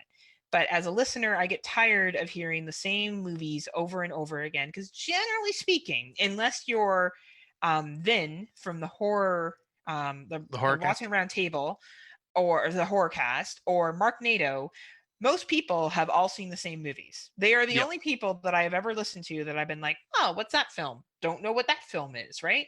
And I'm not saying that's a bad thing. That's fine. We all like good movies. If a movie's really good, we all want to celebrate it and recognize it. That's fine. I just didn't want Scott and I to have to repeat ourselves on what everyone else is going to say or argue with, argue with other people, but to just go through a top 10 list to me that seemed arbitrary. So and also we've kind of given our lists away if you listen to our episodes moving on. We really have actually, yeah. Like we talked about what we like. Yeah. And the problem is that, Scott and I watched a lot of movies this year. Scott so far more than me. And I wanted to find a way to kind of acknowledge films that maybe weren't that great, but had really great parts in it. So Scott and I will be doing an awards show instead. Yes. And we're going to be coming up with categories. So for example, some of our categories will include best film on Shudder, best film on Prime, but there'll also be things like didn't see that coming, which is best twist, best bloodbath, as well as best protagonist, best antagonist. What else did we come up with? We had films that were best anthologies, best documentaries. Oh, and then Punch in the Gut, which is Punch in the Gut. The feels. Something that you didn't see coming. I should say the feels, because feels is a different one. Punch in the Gut is something that you didn't see coming. Then we have All the Feelings, which is something that pulls on your feelings and your emotions. Yeah, but I think we had a relationship one. A relationship one as well. So basically we've come up with these really creative horror things, and then some other basic stuff, like acknowledging what's been on Prime this year, what has been released on, Into the Darks. We'll be talking about our favorite Into the Dark. And there is one category that I ended up adding that I felt so proud, because we joked about it earlier on in when we first started the show, about how, it would be nice if Uncorked got some attention once in a while. Oh, you did put Uncorked? So Excellent. We have a best of Uncorked category as well. Excellent. So we have a variety of categories, some with some clever names to it, some that are very straightforward. So we will be doing an awards show. If I can get my Zoom not having this crazy weird background anymore, we will film it and we will post it for people And to I will watch. be naked. And Scott will be naked. And we will do an actual video. It will probably be one of the few videos that we do because that's not really our jam, but we will do one. And yeah, we're going to do that instead of a top 10. So we will announce the categories on the show, and then we'll probably do something afterwards where you can have a discussion. And it will just be what we have decided that we liked out of this year, going through the different categories that have existed. It gives us a chance to talk about our movies that would be in our top 20 anyway, as well as movies that maybe we wouldn't have brought up, but we're going to have an opportunity to talk about it now. I think one of the other categories was Too Close for Comfort, which Yes. was too much like 2020 for our liking. So, whatever that may be. So Scott and I have no idea what each other has chosen yet. I don't know if we're going to keep it for a surprise to the day of. I would like to. I think we should. So Scott and I will not know what each other has chosen. We just know the categories, and we can have up to 2 choices for some categories. So for example, we chose not to gender the protagonist. We just said best protagonist. And if we want to say 2 females or 2 males or whatever, we can. Same with antagonists. And of course, if we have a runner up to a topic, if we really think something was really we can't decide between 2, we can give those 2. But we hope this gives you guys something different to listen to during the end of the year show, and we'll see how it goes. Yeah, this is going to be a lot of fun. It'll be a lot of work on my part because I'm so obsessed with lists. So I'm going to be having to work on these lists and just work them over and over and over again. But that's going to be the fun of it. I look forward to doing all this. I'll decide the day before. Yeah, I was going to say, and you'll just be like, blah. Isn't that how you usually say it? So That's exactly what happens. I just kind of vomit shit all over the place and hope for the best. Sounds like a good Saturday night. You're right. But anyway, so that's what you can look forward to from us for the end of the year. So we're very excited for both of these kind of themed episodes. And yet again, we want to thank you for listening. As always, we appreciate your support and your kind words, and even downloading our episode. That means a lot to Scott and I. Whether you listen to it or not, at least you download it. Right, exactly. That's all that matters. Well, if you're at this point, you must have listened, so Right. Welcome, my friends. And unless Scotty has anything else to say, I think I'll close this bad boy out. No, I was going to say thank you everybody for listening and joining us on this journey as we always find new things about how to do this show. And it just gets more and more entertaining for us, and hopefully it continues to be entertaining for all of you guys. But until next time, unpleasant dreams. Good night.